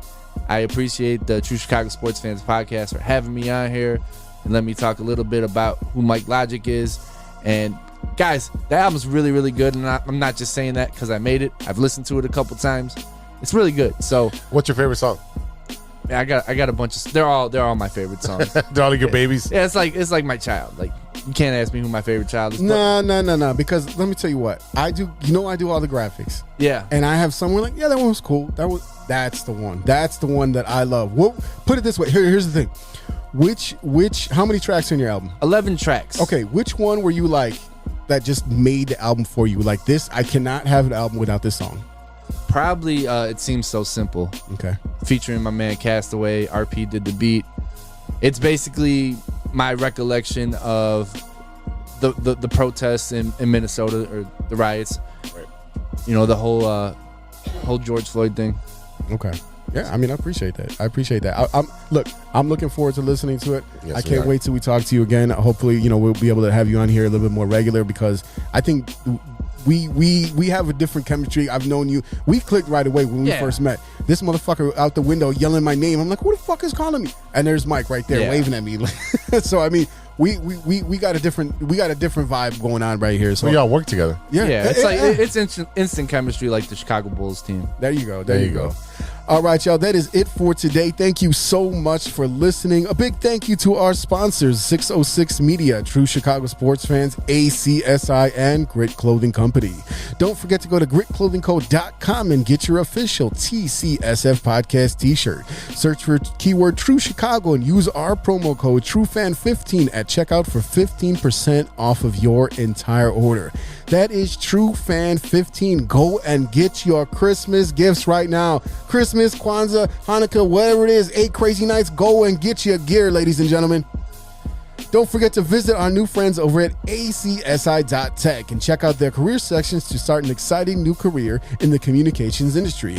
Go to ACSI.Tech. That's ACSI.Tech and click on careers to apply today. Shout out to our friends at the Some of This and Some of That podcast. New episodes are available on all major platforms. And don't forget to check out my man, MIC Logik, on the Shy Native Radio Podcast, now available on all major platforms. MIC Logik, ideal through MC and words. Talk about sports, movies, and all types of ill shit. Go and check him out right now. Shout out to Ronesh. Shout out to Serious Beats for the beats we played on today's show. And shout out to Panic. Happy 50th birthday, Panic. Thank you so much for the beats. Yeah, man. Hey, we're all getting older, and every day is a blessing. So happy birthday, Panic. And don't forget, you can check out paniconthebeat.com for all your Moment merch and gear. And for our boy Serious Beats, go and check out PRODbySeries.com. PRODbySeries.com. Check out all of his music. Go and buy some beats. I know some of you rappers like beats, don't you? Yeah, go out there and support your local producer. Yeah, support your local hip-hop artist, Chicago. Okay? Hey, I know one guy that definitely probably already got the pre-order is Rand. Who's that? Rand Man. Your boy Rand Man. Randy. You know, he buys every single Chicago hip-hop, every single one, every time. It's wild. I've never met a bigger supporter of Chicago hip-hop, so shout out to you. Randy Watson. There you go. Hey, before we go real quick, I want to give a shout out to my daughter. Oh, boy. Who was at home all last year from the COVID year. Mm-hmm. Okay. She moved from 5th grade. She spent her 5th grade, her last grade of elementary school, all at home learning, homeschooling. That second half of her 4th grade year. So she was home all this time. She goes to a new school this year in 6th grade for junior high. We just had her progress report. Every teacher, straight A's, love her. She's so engaging. She's so intelligent. And I honestly, my insight on that, this transitional year, when you're trying to get older, you're changing your schools, being at home for that year forces you to have to figure shit out on your own. Yeah. And she did it, and she's kicking ass. So shout out, Abby. Thank you so much. And yeah, thanks, guys. That's awesome. And I want to just say that's how a great proud I am. Definitely, yeah, why not? Absolutely. So, and shout out to the our vets. Yeah, absolutely. For the Veterans Day. Obviously, there's a lot, I have a lot of family that, on my mom's side who, because in Puerto Rico, there's not really much outlets out there, right? You can go to school, you can go to work, right? Go to the military, or you need to be involved in bad things. So a lot of my family's very much involved in the military, Navy, Army, Marines. They're all involved, and I have tons of friends as well. Thank you for you guys for your service and for your dedication and your sacrifice. And listen, I want you guys to realize is that when we talk about the veterans, don't forget about the veterans when they come back. Because a lot of times what happens is these men and women who served, who sacrificed a big part of their life, come back and we don't take care of them properly. We can talk about him at sports venues. We can wave during November and baseball October game, yeah, and all this bullshit. But there's a lot of people out there suffering. Yeah. Okay, so if you can support any organization that gives the vets and all that stuff. John Stewart actually has a new show called The Proud. Yes, I saw that. That's exactly what I'm thinking about. Yeah, he did a great episode about what happens to these vets who come home and they don't get the proper care that they need. And end up homeless. So real quick about that, what it is they have these things called burn pits where basically any type of trash they put in there, including I was body unaware parts, about this. Body parts, human waste, all this stuff. It all gets burned in there, and all the toxic fumes is making these vets sick. That was the last 2 episodes of Grey's Anatomy. Yeah, they literally talked about that. Yeah, so I mean, that's so it's what good I'm to bring saying. awareness to these type of things. Oh yeah, we got. I didn't know about these burn pits. No, and nobody did. I don't think anyone. Jarhead. I was in Jarhead. Yeah. So I mean, that's what I'm saying. Is take care of if you have a family member, if you have a neighbor, if you have a friend that served, make sure they're cool, make sure they're okay. It affects your mental well-being. It affects your PTSD is real. Shout out to Molly. Shout out to look. Molly is a vet. Danny and Emily, who just got married, are vets. So I mean, hey. Shout out to all of you, and thank you so much for your service. Yeah. Thanks, guys. All right. Don't forget to check us out on social media. You can find us at True Shy Fans on Twitter. That's at True CHI Fans on Twitter and on TikTok. Find us on Facebook, Instagram, YouTube, Spotify, and reach out to us on our email, stirring the pot ideas, your movie recommendation. Tell us that you hate us or you love us. Let us know. We want to hear from you. Reach us at truechicagosportsfans@gmail.com. Once again, shout out to the man of the hour who finally brought back my book, who finally came in to talk about his brand new album, MIC Logik. Thank you for being here today. All right, y'all. For Big Z, this is E-Rock. We'll see you next week for episode 72. Until then, be good to each other. For the love of sports. Oh, my goodness! Didn't see that coming! Hum diddly dee! this is not how we wanted it to go. You almost can't even make it up. It's that bad. Oh, would that make you love me? Appreciate y'all coming today. A few moments later. All right. Atlanta's been good. Dallas just stomped them out. Okay, but Dallas got stomped out by Denver. Didn't we just talk about Dallas being a good team? I told you, when you have a good quarterback, a good running back, or a good wide receiver, you're a good team. That's point blank what it is. That's literally Dallas of the 90s. Yeah. 100%. Yeah, that's Aikman, that's Emmitt Smith, and that's old fucking Booger Sugar. Booger Sugar. And I'm going to call it what it is. All right. All right, coming back in 3, 2. You have a lot of incest. That's real. Shut your mouth. Lover boy. Nature versus nurture, Lodge. Nature always wins. I think he's on steroids. Hasta luego, amigos. Show's over, show's over, show's over.